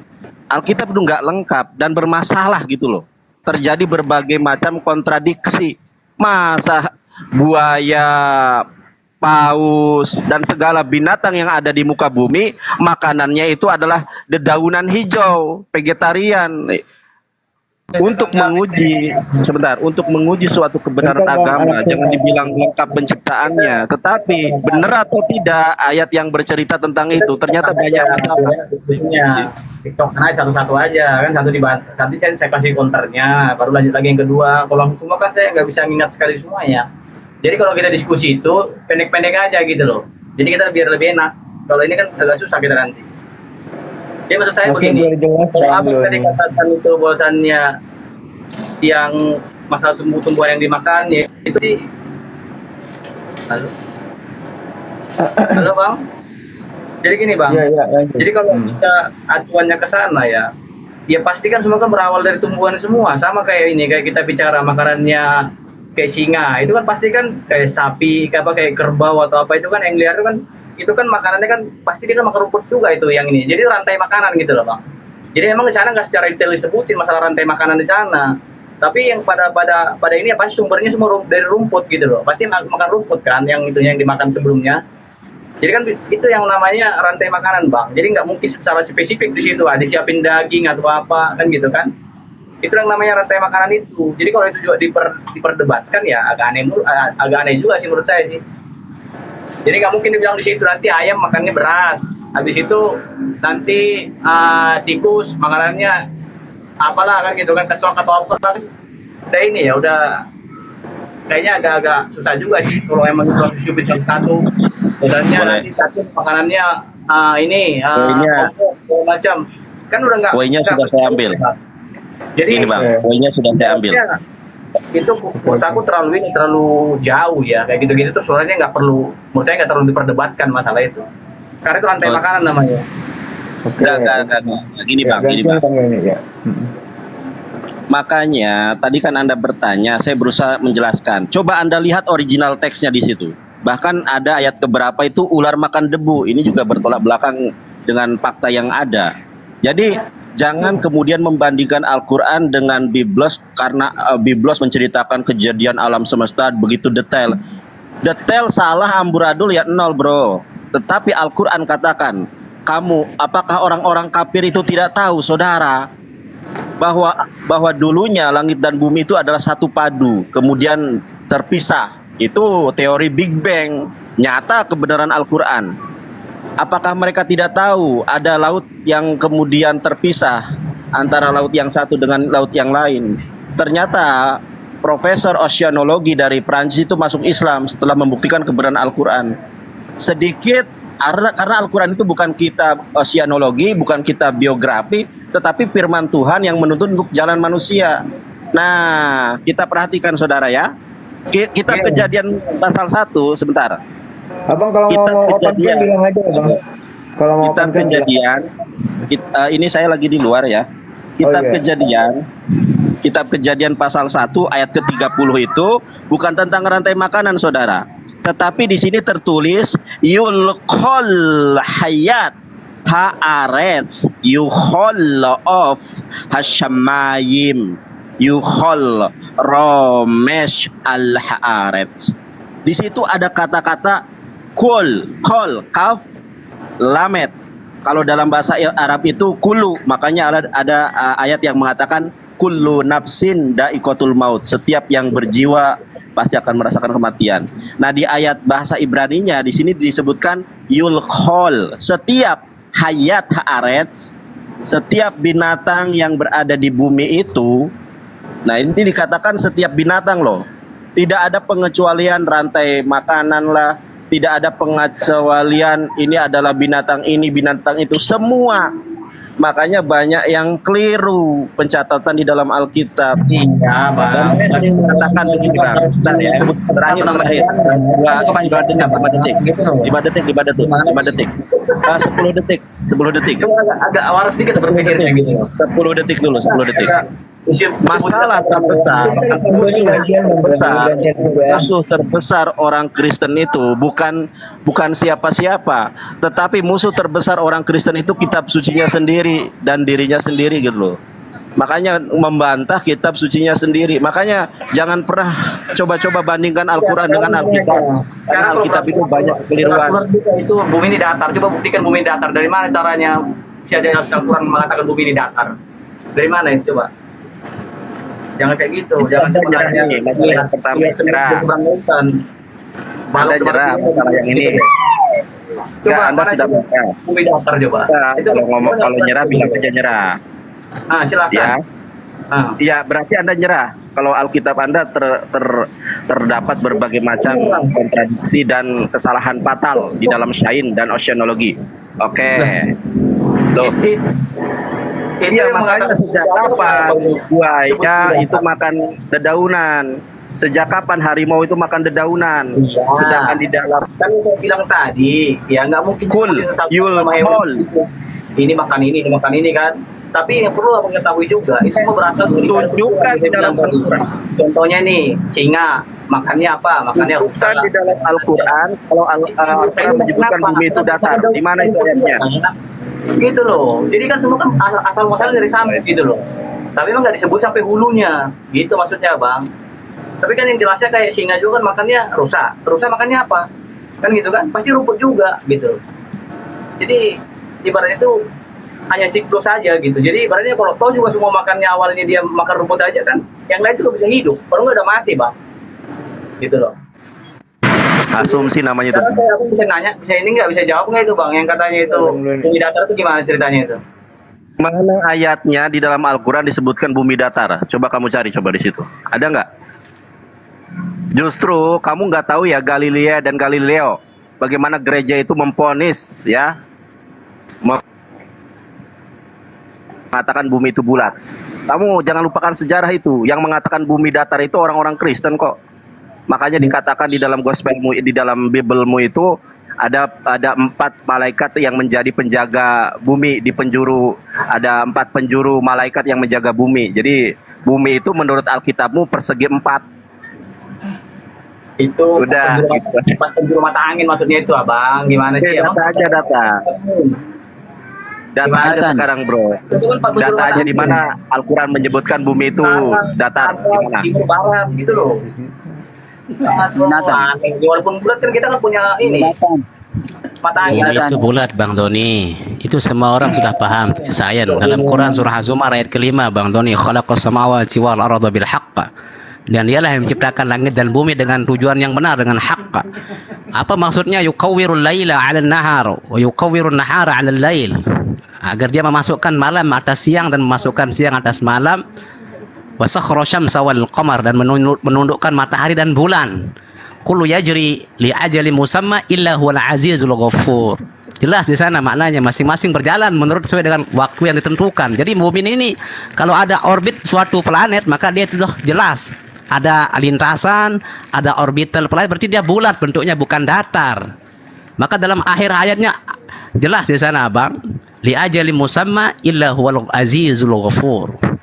Ingatlah dialah yang maha mulia, maha pengampun. Jadi setiap yang ada orbit berarti dia nggak datar bang. Jadi yang kita lihat datarnya adalah hamparan buminya, karena kita jalan ibarat bola. Kalau abang punya bola besar terus kita taruh di sana ada semut kecil di atasnya, maka si semut mengira bahwa bola ini datar karena dia lihat saking besarnya. Begitu pula dengan bumi. Nah, wallahu a'lam bissawab. Silakan Gurunda Yonatan Nandar sama Gurunda Bang Zuma. Maksudnya rata gitu ya? Bang Moto. Datar itu maksudnya rata gitu, bukan? Enggak, Iya. yang premis Qurannya mana yang menyatakan bumi itu datar? Kenapa Itu bukan kurang gitu loh? Datar itu maksudnya yang mana? Ya, tadi saya jelaskan, datar itu kita lihat dari kita jalan. Jadi kita lihat seolah-olah bumi ini datar kalau saking besar buminya. Sama dengan bola yang kita taruh ada semut di atasnya. Ketika kita lihat semutnya dikira. Kalau pergi ke gunung bisa bilang datar nggak? Kalau pergi ke gunung sana, coba pergi ke gunung, datar nggak itu? Datar kalau kita lihat dari atas. Datar kalau dari atas. Kalau dari atas datar kita lihat bang, semua datar kalau dari atas. Abang lihat bulan, kalau lihat dari bumi, abang lihat ya ini apakah ada gunung dari bumi bang? Saya tanya, abang lihat matahari apa abang lihat dia datar dari depannya? Tapi dari matahari kita lihat kelihatannya datar-datar saja. Pasti datar semua itu. Dari lubang sedotan aja yang lihatnya, biar sempit pikiranmu, ya kan? Enggak. Abang salah persepsi bang. Abang salah persepsi. Abang tiba-tiba menunjukkan gunung karena kita kecil, makanya bumi ini besar kelihatannya. Kita lihat, kita jalan seolah-olah ini hamparan. Nah, ini hamparan bukan datarnya karena bukan, tapi ini hamparan yang dihamparkan Allah seolah-olah bumi ini kelihatan datar kalau kita jalan. Kalau abang nggak lihat datar, udah jatuh abang. Kalau abang ke gunung, kalau abang nggak lihat dia datar, udah abang jatuh. Kalau abang lihat dia miring saja. Karena abang cari yang mana tempat abang berdiri datar. Abang lihat seolah-olah bumi ini. Masa kau bilang bumi semua datar? Kalau gitu ngawur aja bang. Kan bumi bulat, nggak ada bumi bilang datar, nggak ada. Tadi saya baca dalil tuh bumi bulat. Itu perumpamaan abang. Kalau abang jalan di muka bumi di atasnya itu buminya datar. Karena abang lihat jalan ini, kalau abang lihat seolah-olah datar, biar abang nggak jatuh kalau buminya nggak datar. Wah, ini abang nggak paham makna. Ini bisa kelihatan. Ya, abang nggak paham makna. Tadi diperumpamakan dengan dalil, terus ada kita kasih perumpamaan semut yang ditaruh di atas bola. Kira-kira semutnya lihat buminya datar apa bulat, bang? Coba saya tanya abang Doni. Kira-kira abang tahu bumi itu gimana? Kalau abang taruh semut di atasnya, kira-kira semutnya itu bilang bumi datar apa rata? Coba saya tanya. Kira-kira semutnya itu bilang bumi rata atau datar? Jangan dulu bulat. Sekarang saya tanya abang Doni. Ya tanya lah ke semut, jangan tanya ke aku. Kalau masalah itu. Ya karena abang mau perumpamaan. Bang Doni kan nggak paham perumpamaan. Gimana sih? Kalau bumi itu sudah jelas bulat, makanya saya kasih tahu. Bulat, nggak ada bumi datar. Karena kita yang melihat datar, bukan buminya datar. Kita yang melihat seolah-olah bumi datar. Nggak ada, pasti dia seolah-olah. Faktanya yang kita lihat di sini sekarang, lihat bumi datar nggak rata nggak semuanya. Tahu ini kadang rata. Kalau abang mau habisin pakai alat berat, rata dia gunung itu bang. Coba abang ratain pakai alat berat, rata gunung itu. Habisin abang harus mikir. Itu kan kurang kerjaan namanya itu. Ya makanya. Ya kan abang mau nanya masalah rata dan datar. Coba abang ratain pakai alat berat. Jangankan gunung. Abang saja rata kalau abang mau diratain. Abang rata juga kalau abang mau diratain. Itu hanya omonganmu aja. Mana ada orang gila bisa nginin kayak Gunung Everest sana mau diratain. Ratain gunung Everest sana. Dia kurang kerjaan kau itu. Doni, premis gampang kalau mau abang ratain. Yang mana? Gampang bang. Yang mana? Mana tempat bilang bumi datar bang? Kan kita bawakan bumi bulat. Kau yang ngomong kan bumi datar, makanya kau protes. Ya abang yang punya datar. Kalau saya nyampaikan bulat. Makanya saya perumpamaan dengan bumi datar itu abang punya bola, abang taruh semut di atasnya. Semutnya bilang ini bumi ini kayak bola itulah anggap. Tapi semutnya bilang oh dia datar. Kalau abang sesuai taruh di atas sana ada seekor semut. Ya nggak mungkin semut bilang ini buminya akan seperti perumpamaan kita. Punya otak, punya pikiran, bisa dilihat sendiri depan mata gitu loh. Masa kau bilang bumi tidak? Kadang-kadang kau dia ada gunung. Iya Don. Mana premis dalam Quran menyatakan bahwa bumi itu datar? Mana? Dialog dong. Ya tolong ya yang semua di sini nih, biar cerdas dikit lah. Jangan ikutin yang salah gitu. Udah. Ayo Don, mana premis dari Quran yang mengatakan bahwa bumi itu datar? Halo Aldi, halo. Aldi yang mengatakan datar, datar yang bilang bukan yang tadi mengatakan datar itu Nandar, bukan. Jadi kamu jangan salah paham dulu. Bang Doni yang bawa narasi itu pertama Bang Doni dulu. Bawa narasi datar Nandar, bukannya Doni yang mengatakan itu. Makanya Doni protes. Nggak yakin saya kalau Anda membawakan itu, nggak yakin saya. Saya tidak pernah mengatakan bumi itu datar. Justru itu fitnahan dari si Doni itu. Makanya tunjukkan ayatnya yang mengatakan bumi datar. Yang mengatakan bumi datar itu Biblos. Bahkan Biblos mengatakan bahwa bumi itu bentuknya persegi kotak. Ada di Bible itu sekarang tunjukkan. Tunjukkan di dalam Al-Quran. Ini sekarang tunjukkan di dalam Al-Quran kalau bumi itu datar. Coba tunjukkan ente. Doni. Tahu dulu lah orang tadi ngebutin. Tadi kami Nandar, kami mengatakan datar. Aku nggak ada framing. Tuhan, tadi Doni dulu yang ngomong. Kok nanya bener nggak itu gitu? Kemarin ngebeli kilo waktuannya. Tuh kan, iya. Soalnya banyak itu yang bilang begitu. Aku nggak tahu benar apa enggak. Soalnya aku bisa baca juga. Dan nggak mau baca juga punya. Ya udahlah, kalau kamu punya data. Intinya begini, musuh terbesar orang Kristen itu adalah kitab sucinya sendiri. Banyak hal. Tadi kan Anda awal mulanya membandingkan antara penciptaan langit dan bumi dengan Al-Quran. Anda mengatakan bahwa di dalam Al-Quran penciptaan alam semesta tidak komplit. Beda dengan Alkitab komplit. Ternyata menurut Alkitab yang pertama kali diciptakan itu bukan Yesus, tetapi langit dan bumi. Beresit bara Elohim et hasyamayim wet arets. Itu dalilnya. Sementara kitab Kejadian pasal 1 ayat 1 dibantah oleh tulisan si Yohanes di Pulau Patmos di masa tuanya. Dikatakan begini, ho amen ho mertos ho partos he arke ketisios tauteo. Ini ternyata di dalam Wahyu 3:14 yang pertama kali diciptakan itu mengatakan nggak ada di Al-Quran bisa baca ini. Aku lagi ngomong kok dipotong-potong. Oh, belum kelar. Oh enggak, bisa bacain. Yang gini aja deh, diskusi diatur waktu aja daripada diskusi orang lagi ngomong nyerocos sendiri. Gak play. Ya lanjut Bang. Kalau menurut ini, bentar Bang Doni gantian ngomongnya. Dr. Kiai Asin Tako Muhammad ini mengatakan bahwa dia punya teori bumi itu datar gitu loh. Nah ini gimana ini? Itu kan sesuai dengan Al-Quran kata dia ini. Tapi nggak tahu, coba aja dicek itu. Saya baru baca ini. Saya baca ini. Aku bilang nggak tahu, makanya mau dijelasin ini. Abang dipotong terus. Itu mengklaim bahwa bumi datar adalah seperti beri cakram piringan gitu, dan bukanlah bulat. Yang telah diakui para ilmuwan dunia. Salah satu dalil yang mereka kutip adalah bersumber dari Al-Quran yang menyebutkan bahwa bumi hamparan. Nah ini gimana ini? Dan saya nggak tahu. Benar apa enggak itu doang? Kalau masalah hamparan, iya. Al-Quran Indonesia, ya, Dr. Kiai Asin Tako tadi mengatakan teori bumi datar itu melihat dari bentuk bumi, dari sisi pandangan mata saja. Ketika dihamparkan gitu kan. Ya, kalau kamu setuju dengan premisnya dia, berarti ini akan membenturkan juga dengan konsep kamu. Kalau dilihat dalam Tehillim atau Mazmur 136 nomor 6, kepada dia yang menghamparkan bumi di atas air. Bumi dihamparkan ya. Bahwasanya untuk selama-lamanya kasih setianya. Terus gimana lagi di Yesaya 42 nomor 5 ya. Beginilah firman ilah, Tuhan yang menciptakan langit dan membentangkannya, yang menghamparkan bumi dengan segala yang tumbuh di atasnya. yang memberikan nafas kepada umat manusia yang mendudukinya dan nyawa kepada mereka yang hidup di atasnya.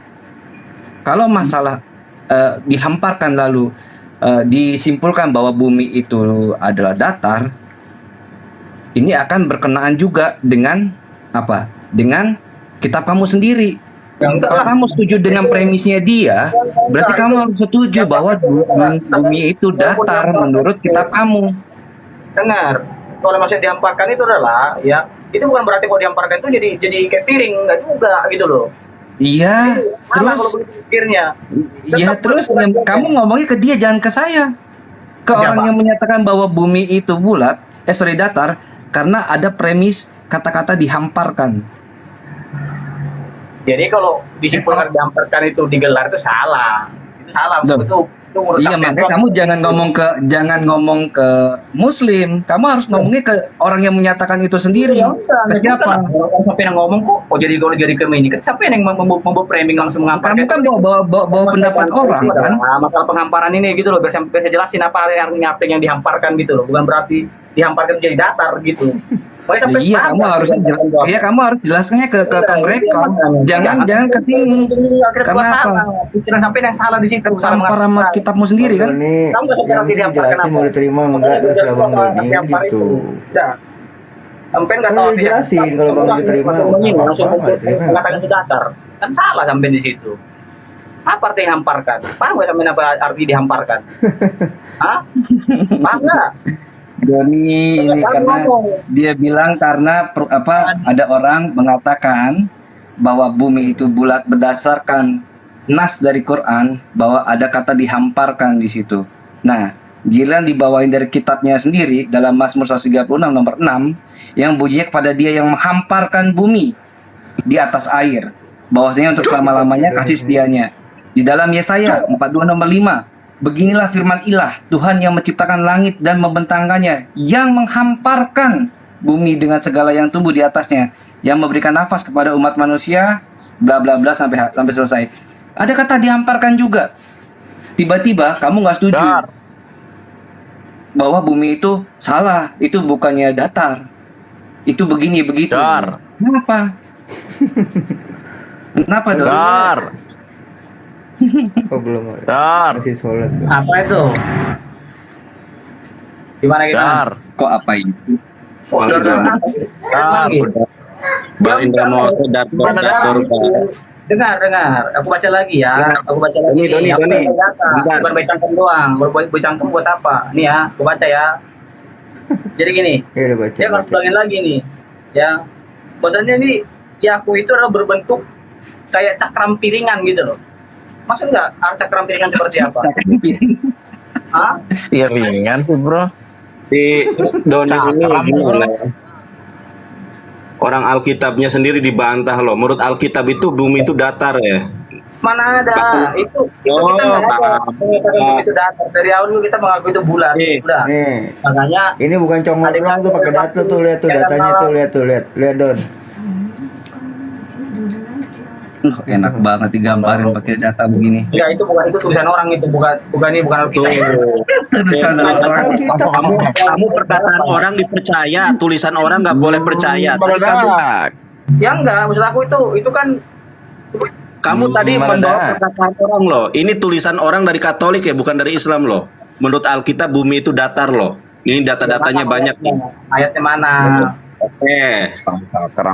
Jangan di kira motor datanya. Mazmur 19 ayat kelima. Tetapi gema mereka terpancar ke seluruh dunia dan perkataan mereka sampai ke ujung bumi. Lihat ayat ini berbicara tentang ujung bumi. Bukankah ini berarti bumi itu datar? Sesuatu yang bulat pasti tidak mempunyai ujung. Dor. Mazmur 19 ayat 5. Ini Katolik. Sampai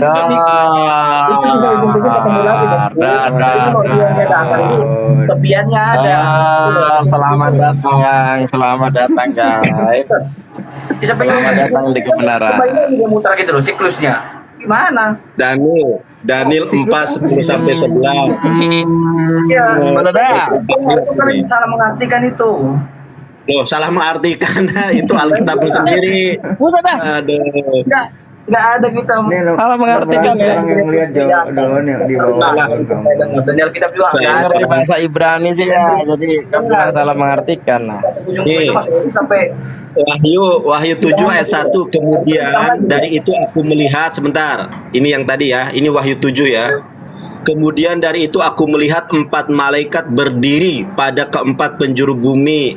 Posisi keempat malaikat itu jelas mengandaikan bumi yang berbentuk datar. Ada 4 penjuru. mana ada dor makanya Berarti bukan cuma kotak, berarti bumi itu kotak. yang namanya bulat, kotak, buminya kotak. Ada 4 penjuru tadi, kotak, bumi kotak. Buminya kotak. Nah, memang iya kan tuh. Ada 4 penjuru tadi, kotak.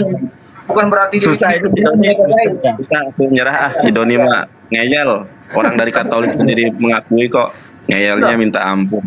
Ya sampai jangan maksain sesuai selera sampean, data sampean juga ngaco gitu loh. Kayak tadi dibilang bumi datar Tadi itu sampean bawa perkataan orang sebagai data ketika dibantah dong, jangan cuma udah ngomong doang. Yang bilang bumi datar itu masa gunung pun sampai bilang rata. Yang bener aja. Apa sih? Coba Bang Nandar, kasih dalil ini Bang Nandar, yang Yesus dibawa ke atas bukit dilihatkan seluruh kerajaan dunia. Itu kan datar tuh. Coba. Iya. Coba. Sini ada di sini. Ada di sini. Coba ke dia. Ada di sini. Bacain ke dia. Coba bacain ke dia.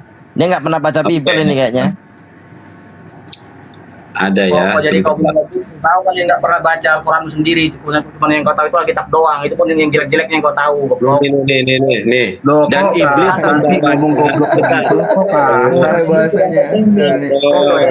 Jangan diladenin, biar dibaca Bang Nandar. Jangan diladenin, biar Bang Nandar baca. Dan iblis membawanya pula ke atas gunung yang sangat tinggi dan memperlihatkan kepadanya semua kerajaan dunia. Gitu loh. Perjanjian baru kisah Yesus dicobai iblis dilihat sebagai bukti bahwa bumi itu datar, sebab dalam percobaan yang kedua dikatakan dan iblis membawanya ke atas gunung yang sangat tinggi dan memperlihatkan kepadanya semua kerajaan dunia. Tuh, semua kerajaan dunia diperlihatkan sama iblis. Dor. Bumi datar. Kira-kira gunung mana tuh yang paling tinggi di dunia ini? Gunung mana? Saya anggap gunung Himalaya, Mount Everest lah. Himalaya. Berarti Yesus pernah ke Mongolia ya? Yesus pernah ke Mongolia ya? Berarti ya. Yesus pernah ke Mongolia, Bro. Gunung tertinggi. Nggak mungkin itu gunung selamat, Bro. Apalagi mana gunung tertinggi itu di mana? Itu cuma dia bawa ke atas hubungan aja dibawa. Ini ya. Ya kalau itu nggak bisa kelihatan semuanya, Bro. Ketutupan, Bro. Hah? Ini dia melihat semuanya. Doni. Ya iya melihat semuanya, bukan berarti itu langsung kelihatan langsung asli semuanya. Bayangan aja bisa kelihatan, biar tahu sampai yang istilahnya itu. Buset, bayangan. Kalau bayangan ngapain dibawa ke tingkat yang tertinggi? Kalau cuma bayangan doang mah ngapain dibawa ke bukit tertinggi? Ini saya bilang kasih satu lah. Inilah. Itu yang Matius 4 itu, ya itu dia 3 kali dicobain, ya. Yang keempat itu, ya dia terakhir apa coba jawabnya, ya. Kan ada tertulis, janganlah engkau mencoba. Jadi lo percaya nih Yesus pernah ke Mongolia, Bro?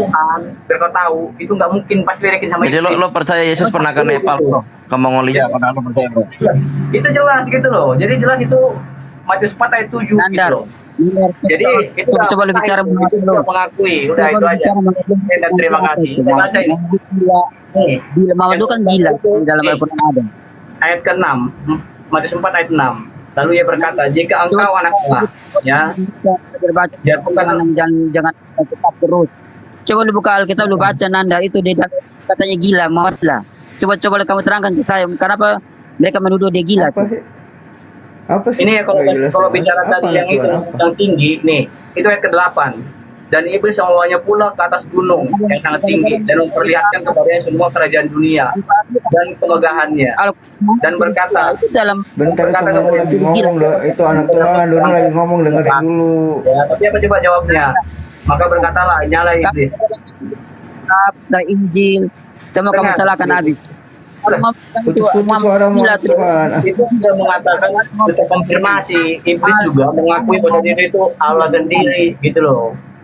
Jadi itu udah terkonfirmasi. Sekarang saya mau nanya, ya, terkonfirmasinya nabi yang kalian anggap nabi itu dari mana terkonfirmasi? Ada konfirmasinya dari siapa? Hah? Ada konfirmasinya enggak? Atau cuma sekedar ini aja? Ini siapa ini nih? Hah? Siapa yang ngomong ini? Itu yang di botol udah cair bentuknya. Butirnya apa? Kristal juga. Masukin ke lubangnya baru disiram air panas. Kalau dia mau saja Oh, ini dia bilang suruh diaduk-aduk aja dulu. Embernya mana tadi? ya kan? Ini jelas itu udah bukan lagi tuh ya. Itu baik dari saya.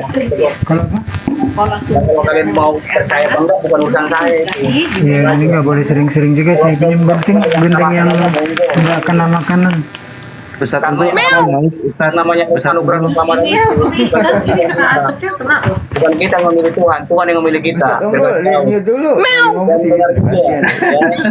memang Tuhan juga pengen bahasanya semua ini masuk surga, banyak masuk surga. Tiap bulan Tuhan bisa ngeluarin. Mbah Yesus itu masuk surga mana? Iblis juga sudah mengakui itu Allah, udah gitu aja. Matius 4 ayat 7. Nah sekarang Yesus mengakui orang Islam itu masuk surga, gimana ceritanya itu? Kau paksa kau supaya percaya, udah. Emang kan udah tidak loh. Nah sekarang mari kita buktikan Islam masuk surga menurut Yesus. Pokoknya Kristen masuk neraka menurut Kristen. Ayo, ada nggak yang mau lawan saya membahas ini? Kan katanya begitu. Membahas ini ada nggak? Jadi itu udah terlaku cuma. Yesus mengatakan Islam masuk surga. Yesus mengatakan Kristen masuk neraka. Mari kita bahas. Banyak cerita ngomong ngonor hidul, nggak ada kejelasan. Buka. Siapa yang bisa buka dulu itu. Matius 4 ayat 7. Ya. Jelas tertulis di situ. Janganlah kau mencobai Tuhan Allahmu gitu. Jadi kalau dia bukan Allah sendiri. Lah buktinya Yesus dicobai, berarti dia bukan Allah. Nah dia ngomong kan di sini nih. Setelah itu baru dia pergi gitu loh. Coba Anda lihat nomor satunya Anda lihat. Nomor satunya Anda lihat. Jelas sekali Yesus dicobai di situ. Maka Yesus dibawa oleh roh ke padang gurun untuk dicobai iblis. Nah cuman setelah dikasih tahu kan, setelah dikasih tahu baru Yesus dicobai iblis di sini. Iya, setuju karena dikatakan di situ ada pula tertulis janganlah engkau mencobai Tuhan Allahmu. Nah, yang tertulis itu di Mazmur 91 katanya. Jadi itu sudah jelas gitu loh. Janganlah engkau mencobai Tuhan Allahmu. Ya jangan engkau mencobai, tapi faktanya Yesus dicobai, berarti dia bukan Allah. Pasti diketahui sama iblis. Dengarkan kitabmu sendiri yang mengatakan maka Yesus dibawa oleh roh ke padang gurun untuk dicobai setan.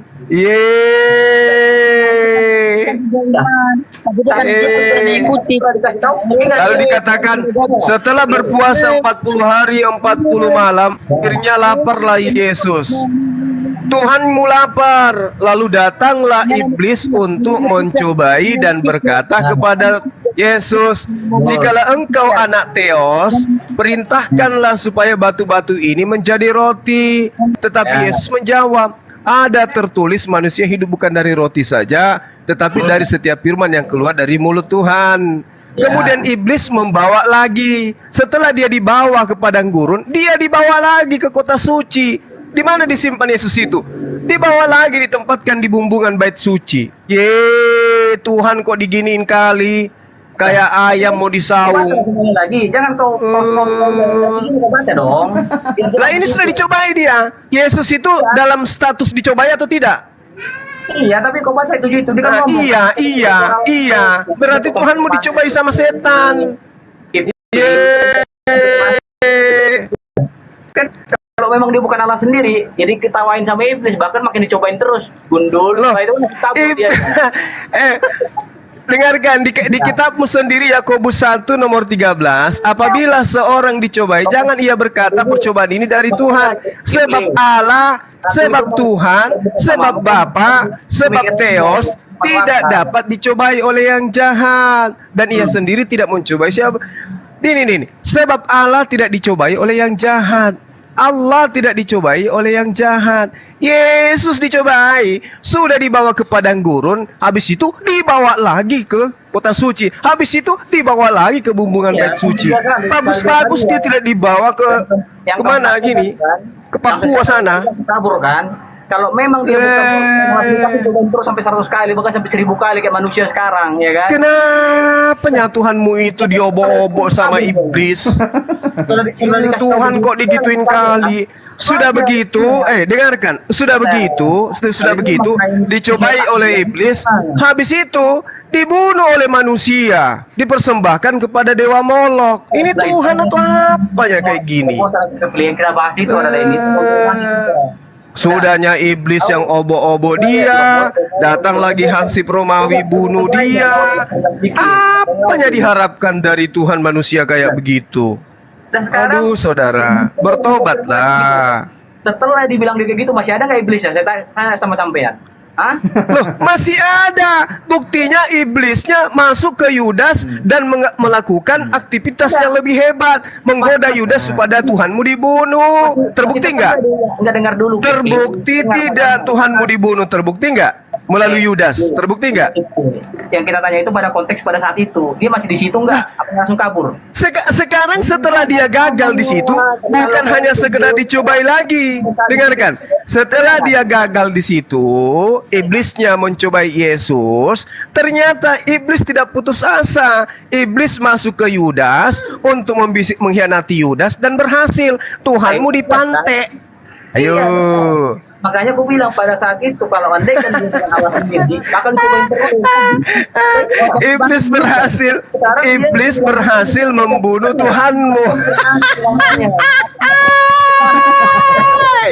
Sedihnya itu di situ. Tuhan itu maha hidup. Tuhan itu menghidupkan dan mematikan. Tuhanmu malah dimatikan melalui tangan tentara Romawi. Siapa yang memprakarsai? Diprakarsai oleh iblis.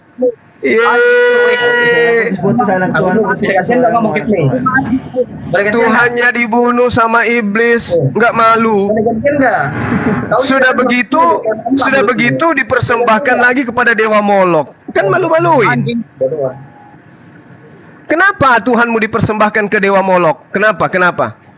Tanya, jawab saya. Aku sudah aku bahas sama kamu, tapi kau nggak ngerti capek. Gini aja nih. Enggak.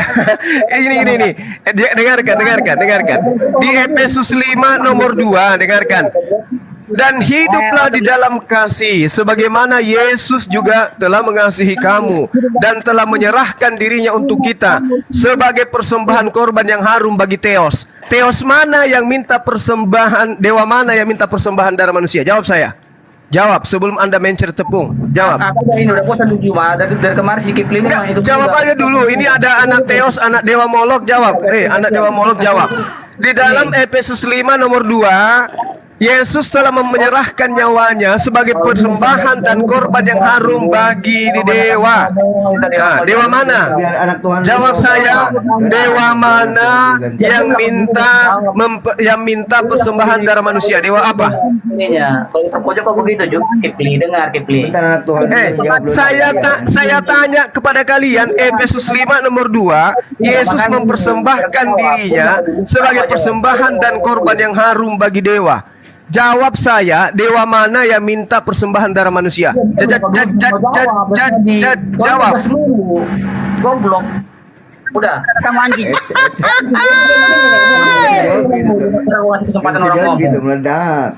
Dengarkan pertanyaan saya. Ini data. Semuanya, baik Muslim maupun Kristen. Dengarkan. Efesus 5 nomor 2. Hiduplah di dalam kasih sebagaimana Yesus juga telah mengasihi kamu dan telah menyerahkan dirinya untuk kita sebagai persembahan dan korban yang harum bagi dewa alias Theos. Pertanyaan saya, dewa mana yang minta persembahan darah manusia? Jawab. Anjing duduk.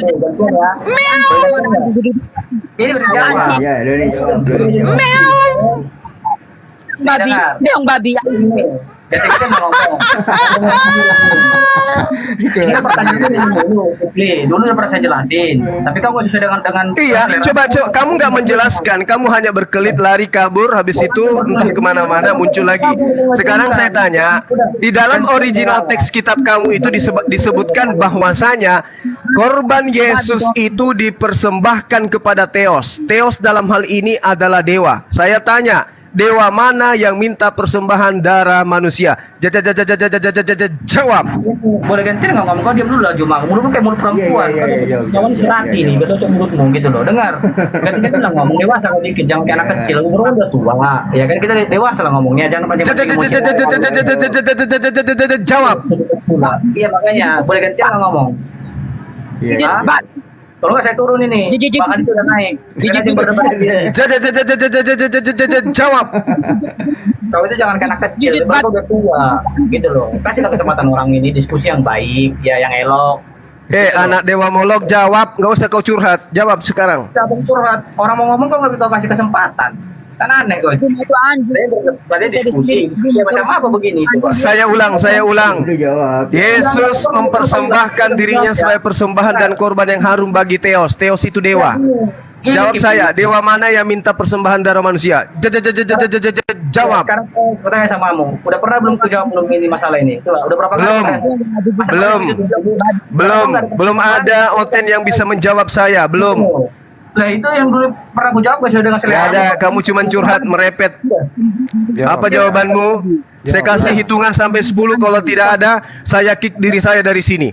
1. 2. Perempuan mulutmu dari awal juga begitu. 3. Dengar. Ya. 4. Mampus. Jadi kalau pertanyaan itu mulu, udah. Hanya kau kuasain itu doang. Jadi jawab lah pertanyaannya, bro. Itu dijawab aja dulu pertanyaannya. Dalilnya jelas. Efesus 5 nomor 2. Yesus menyerahkan dirinya untuk kita sebagai persembahan dan korban yang harum bagi Theos. Theos itu dewa. Sekarang pertanyaan saya, dewa mana yang minta persembahan darah manusia?